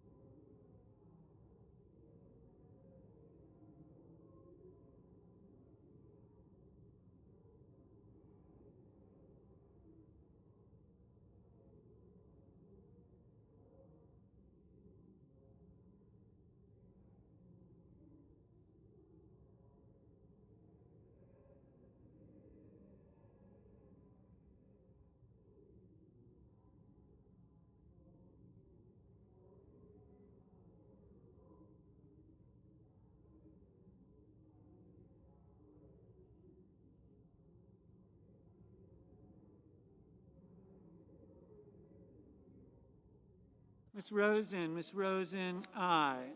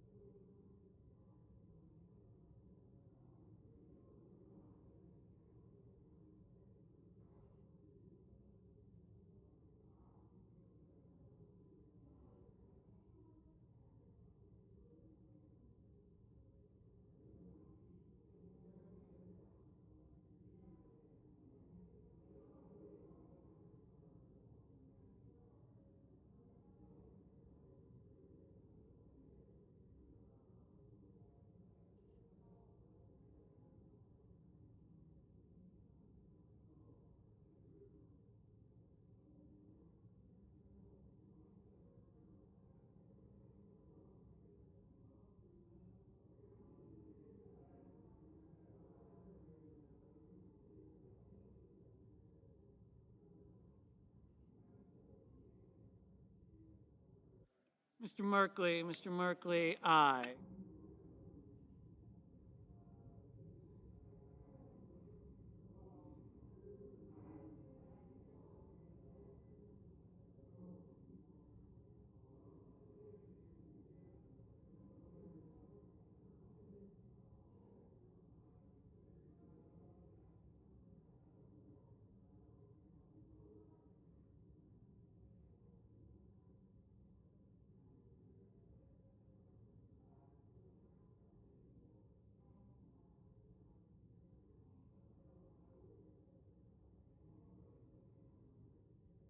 Mr. Lee, no.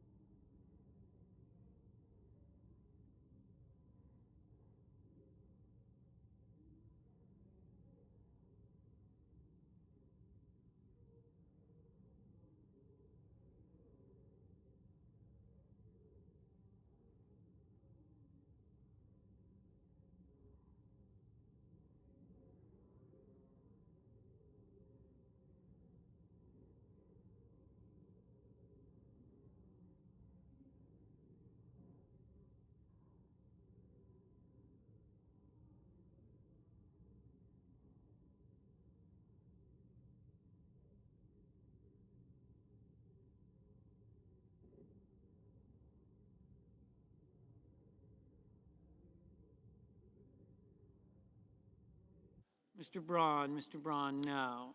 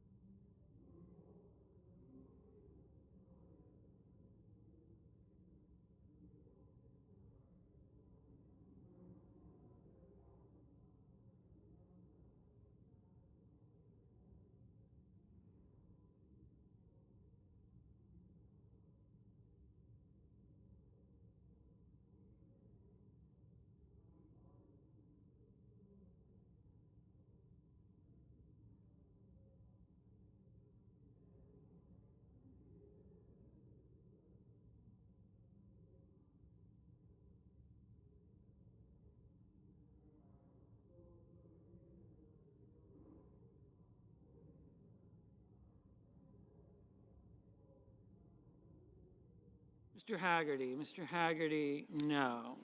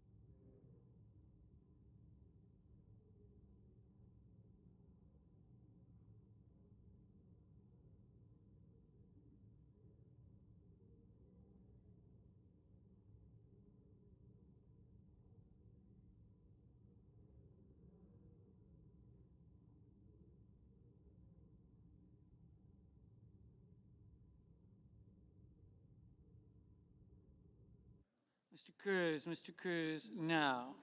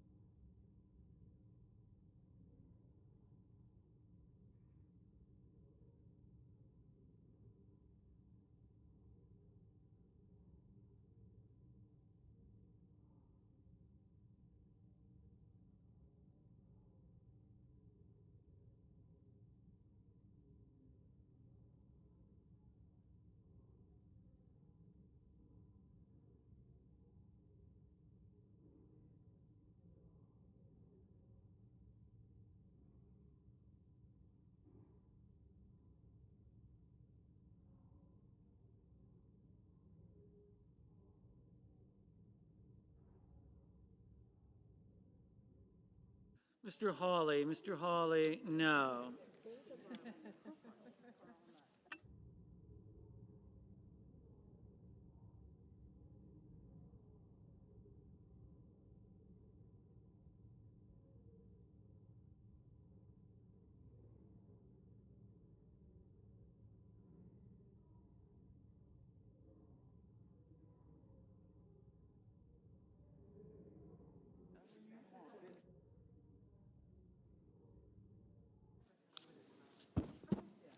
On this vote, the yeas are 61, the nays are 30. The motion is agreed to.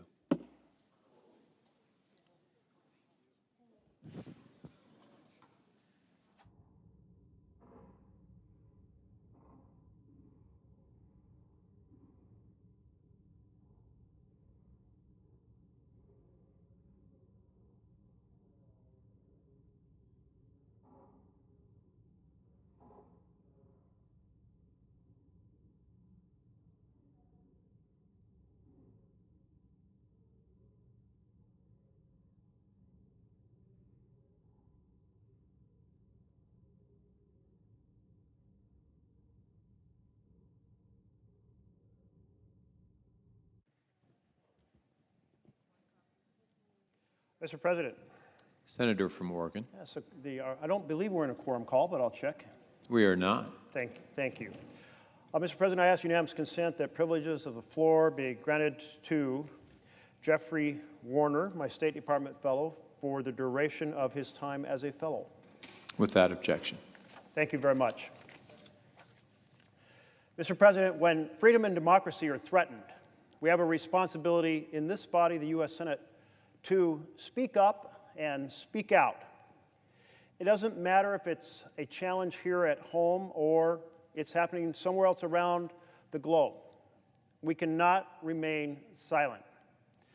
For the past year, Burma has been descending into chaos, violence, and authoritarian military rule. So I've come to the floor here tonight, the anniversary of the Burmese military's illegal coup overthrowing the nation's democratically elected government, to call on all of my colleagues to join me in passing Senate Resolution 35, a resolution condemning this desecration of democracy in Burma and the year of atrocities that has followed, and urging our allies around the world to join us in doing so. I also urge this body to pass the Burma Act, which will give President Biden the tools he needs to apply pressure to try to reverse this coup and help restore democracy.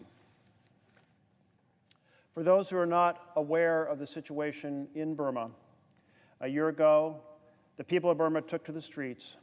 They engaged in general strikes to peacefully protest the military's overthrow of their fledgling democracy.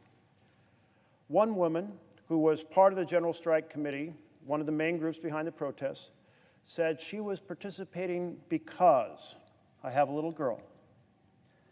She's one, I don't want her to grow up under a dictatorship like I did. Before taking to the streets, she told her husband, take care of our baby and move on with life if I get arrested or die in this movement. And she finished by saying, We will finish this revolution on our own and not hand it over to our children.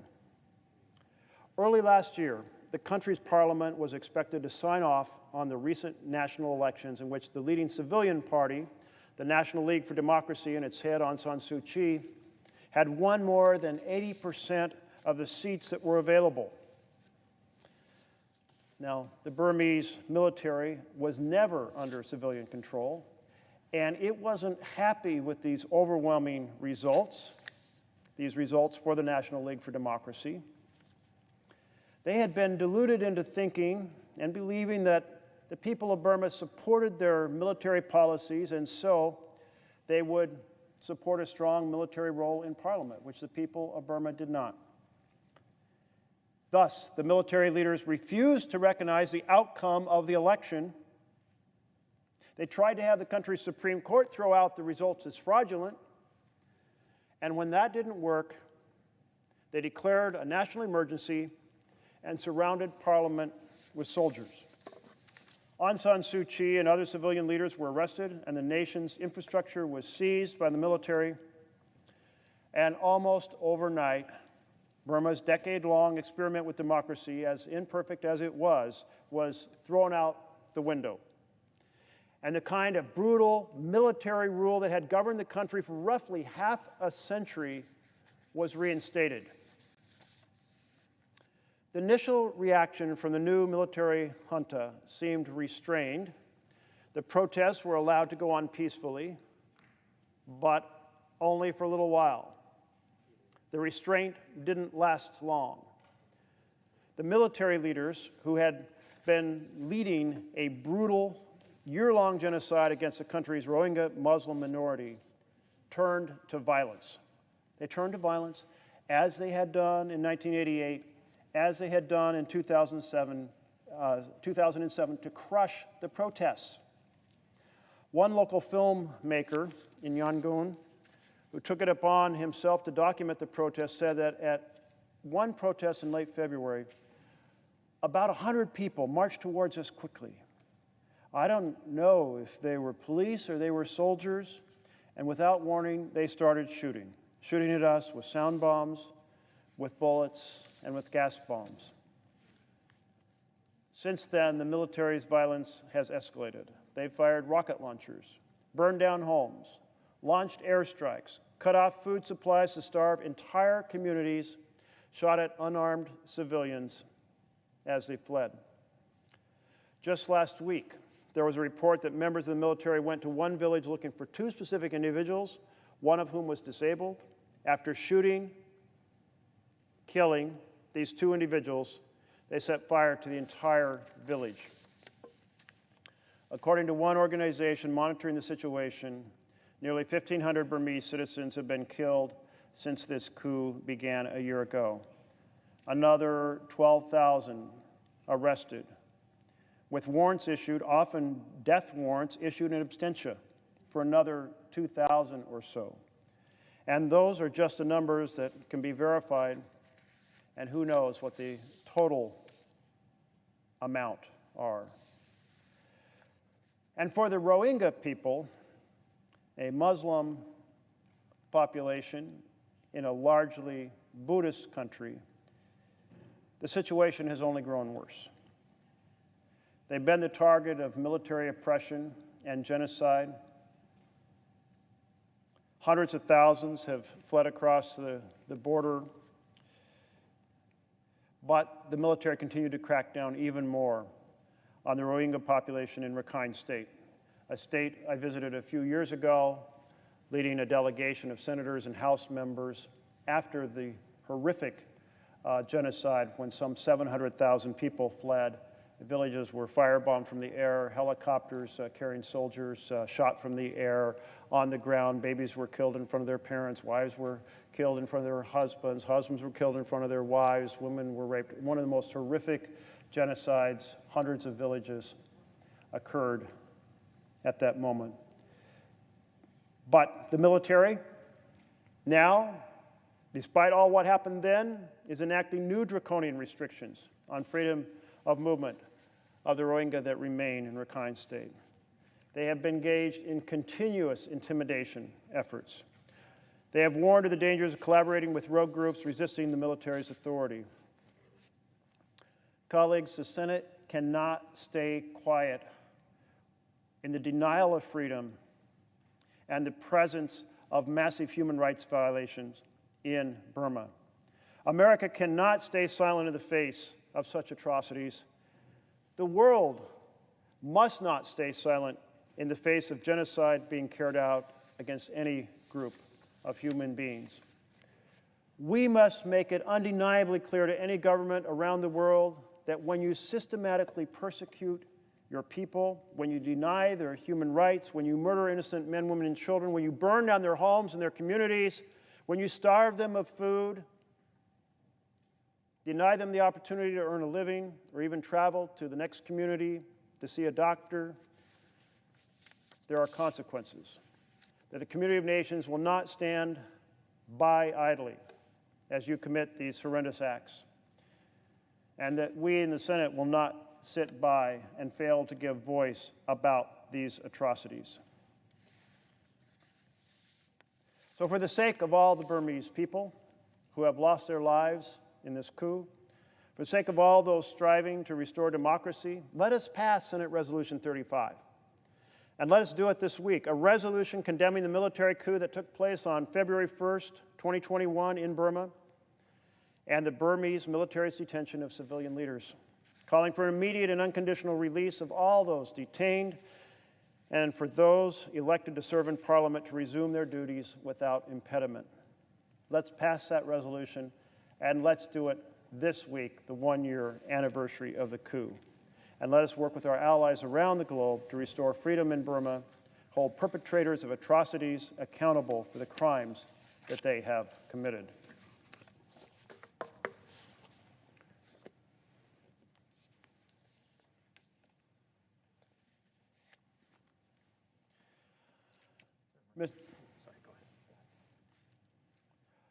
Mr. President,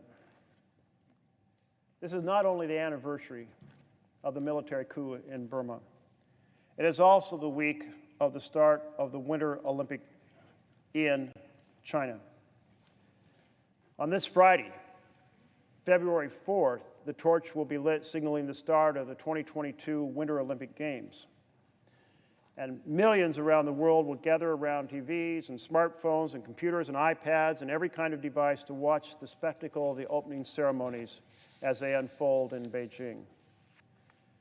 And for 2 weeks, the audience will cheer as athletes from across the globe achieve the near impossible and join in the sorrow of defeat and the joy of victory. But while the world's attention focuses on the glamour of the Games, 1,000 miles away in Xinjiang province, millions of Uyghurs will continue to suffer from acts of genocide. And the people of Hong Kong will still be denied their rights and their freedoms.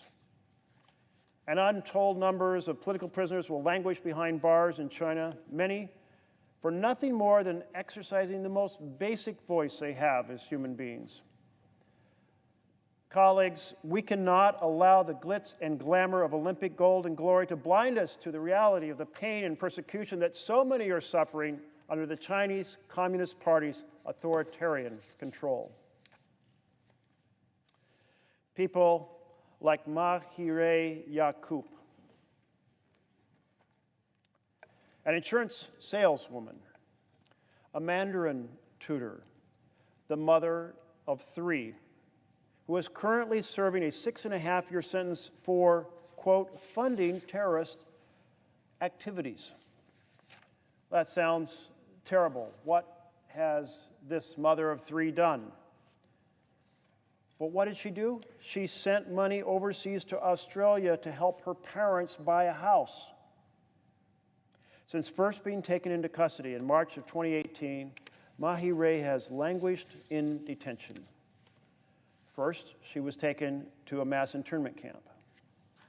Then she was moved to a pretrial detention center. She was released twice, taken back into custody twice, before being sentenced in December of 2020 to 6.5 years behind bars. for the crime of helping her parents buy a house. But the whole world knows her real crime and why she's behind bars is she was born in the Uyghur minority community.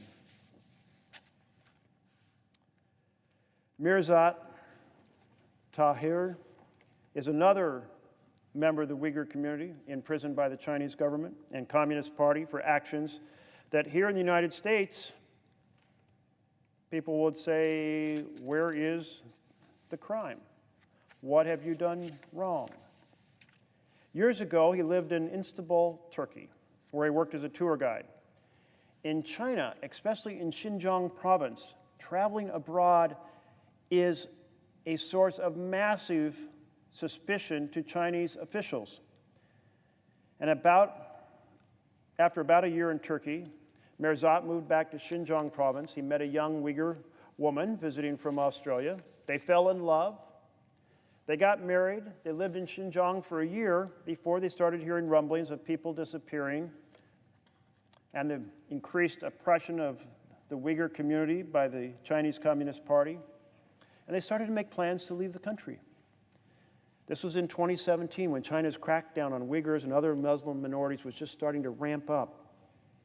And a program of arbitrary mass detention was beginning. As an Australian citizen, his wife was able to get her husband, Mirzat, a visa, and they booked a flight to Melbourne. But 2 days before they were scheduled to leave, police knocked on their door in the middle of the night. Mirzat's passport was confiscated, and he was interrogated. And once they learned he had spent time in Turkey, the officers made him accompany them to leave his home to the police station. And he didn't come home that night, or the next week, or the next month, or the next year. It'd be 2 years before he saw his wife again.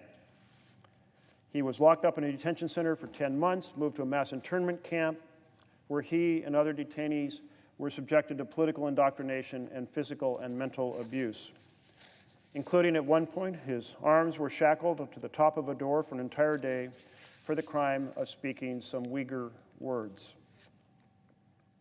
In May of 2019, Mirzat was suddenly released, and he and his wife tried to get him to Australia, but twice more the Chinese authorities detained him until his most recent detention in September 26, 2020, for the alleged crime of organizing, leading, or participating in a terrorist organization.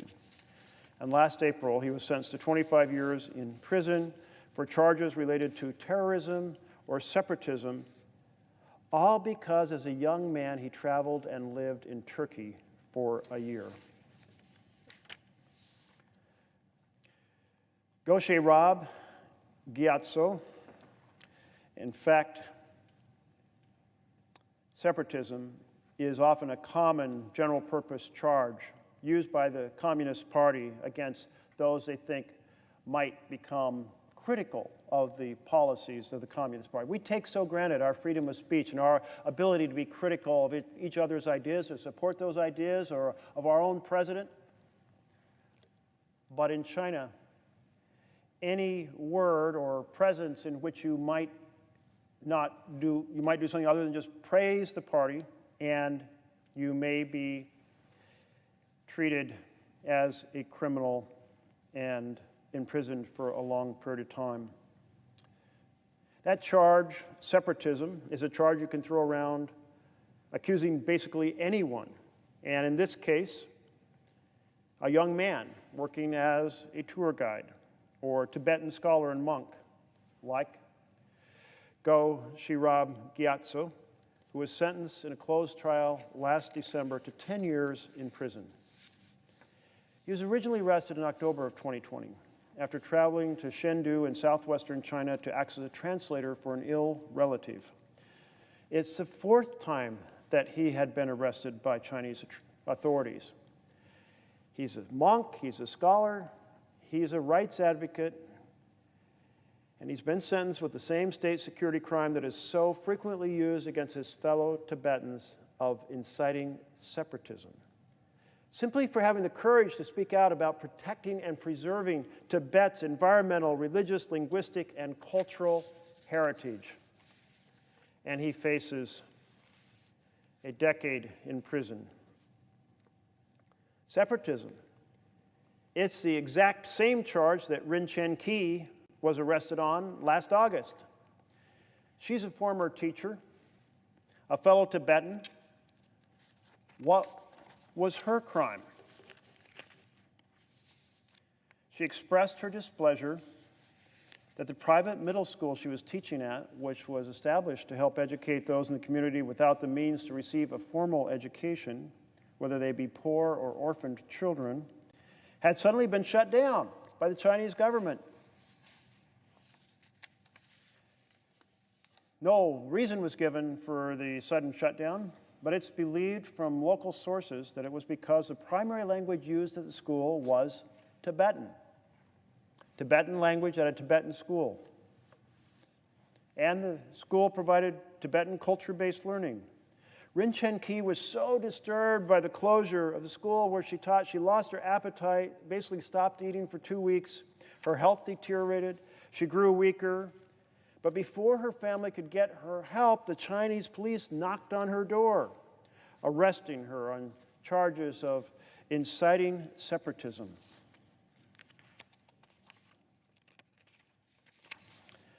Rin Chen Ki was hospitalized for 2 days in another city, hundreds of miles away from home.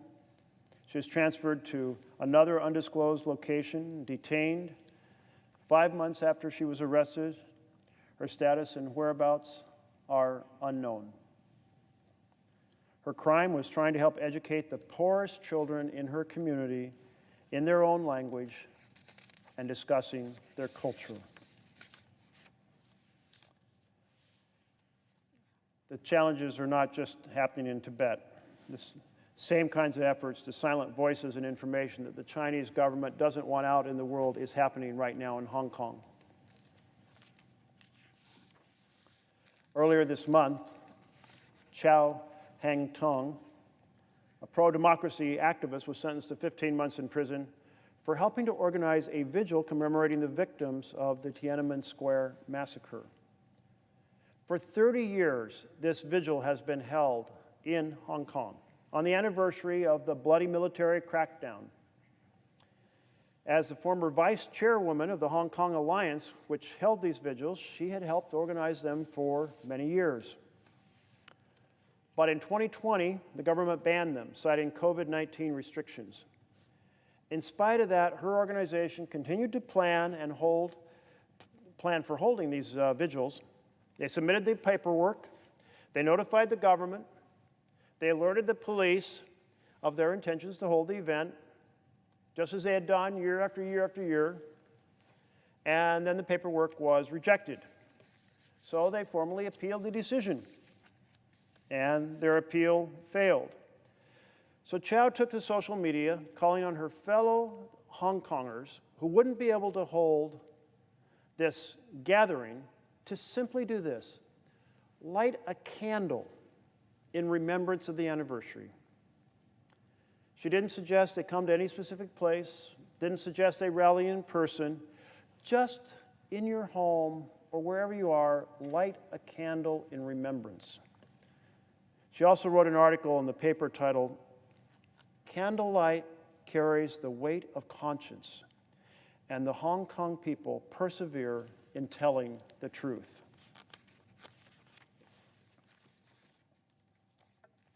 Her article was used against her as evidence of, quote, incitement to knowingly take part in an unauthorized assembly, even though she decided not to call for an assembly and just to ask someone, wherever they are, to light a candle in remembrance. She didn't ask anyone to assemble. She didn't ask anyone to gather. She didn't define a particular place. Tiananmen Square massacre by the Chinese government is perhaps the most censored issue in mainland China. And since China has broken their agreement with Great Britain over Hong Kong, their 50-year agreement, and wiped out the political rights of the people of Hong Kong, talking about Tiananmen in Hong Kong is cause for arrest. Even the suggestion of simply lighting a candle. The Chinese government tightens its grip on Hong Kong. It wants to erase all information or history related to it, just as they've done on the mainland, that is, in regard to Tiananmen Square. Just as they want to suppress the voices of people in Tibet, just as they want to wipe out the Xinjiang Muslim community, they want to make sure that any form of potential resistance to the Beijing government and their version of the world is silenced. And as we've seen far too many times over and over again, these silence folks who speak up against them in any way. This is Li Yuhan. She's 65. She's a human rights lawyer, known in China's human rights community as Big Sister. She was held in custody for 4 years before getting a trial. She was charged with the obscure crime of, quote, picking quarrels and provoking trouble, another catch-all phrase used to lock up anybody the Chinese government sees as criticizing anything they do. Everyone in China has to live in immediate fear of being arrested should they voice their inner opinions on something going wrong in the country, something they want changed, something they want improved, something that disagrees with the official line of the Communist Party. She's in poor health, as indicated by the fact that when she was arrested, they had an ambulance outside. Actually, the ambulance was outside at the trial where was held. And she suffers from heart disease and hypertension, hyperthyroidism, and her long time behind bars has made things worse. Staff at the detention center where she'd been held reportedly instructed other inmates to urinate on her food, deny her hot water for showers, deny medical treatment, and threatened to beat her to death because she was a human rights advocate. In March of 2018, almost 4 years ago, Li went on a hunger strike to protest her mistreatment, which led detention center officials to force feed her. Like many others, Li Yuhan had the courage to stand up for what's right, and she is mercilessly persecuted for doing so. These various individuals and the way that they're treated are the kinds of abuses that will be going on at the same time as the Winter Olympic Games are held in China.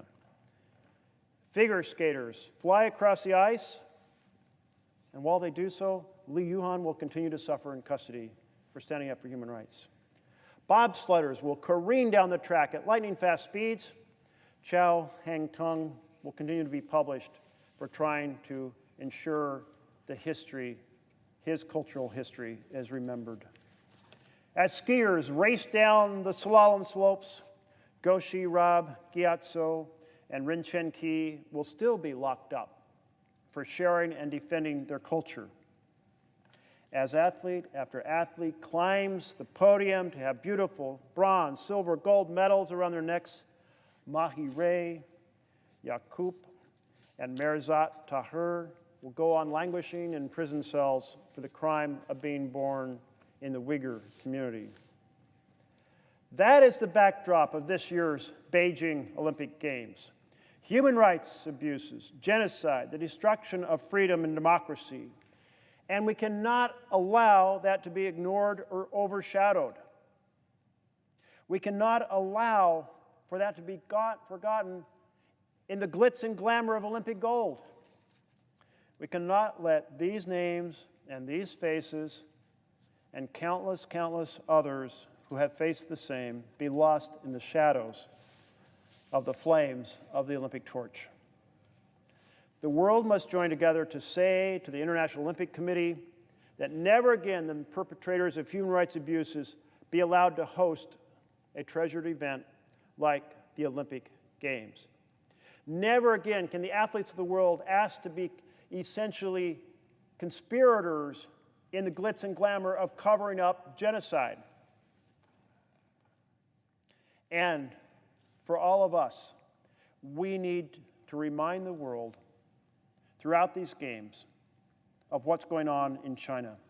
Do not let the Chinese government succeed in having the world forget about their massive human rights violations, their genocide, their torture, their elimination, their imprisonment, their complete crushing of the rights of people in Tibet and Hong Kong, the complete destruction of the right to speech and the right to religion within their country, the complete obliteration of the human spirit. We cannot allow all that to be forgotten during these Olympic Games. Thank you, Mr. President.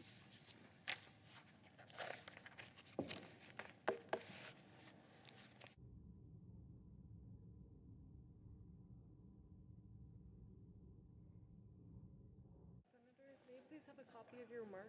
Yeah. This is the first speech.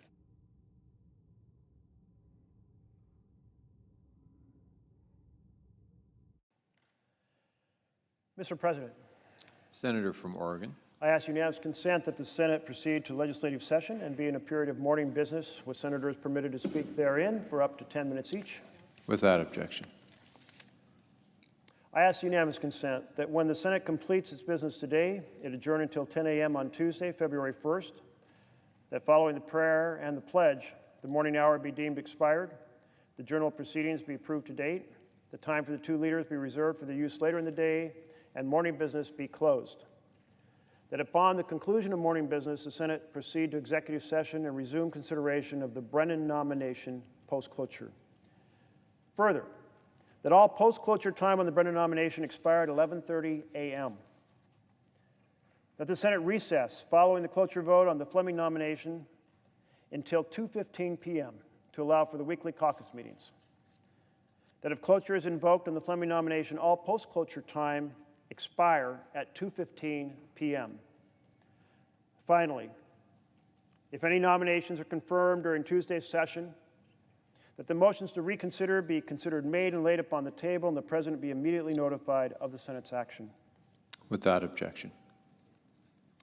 For the information of senators, there will be 2 votes at 11:30 a.m. and 2 votes at 2:15 p.m., with additional roll call votes expected.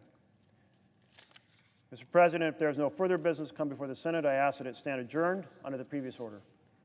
Senate stands adjourned until 10 a.m. tomorrow.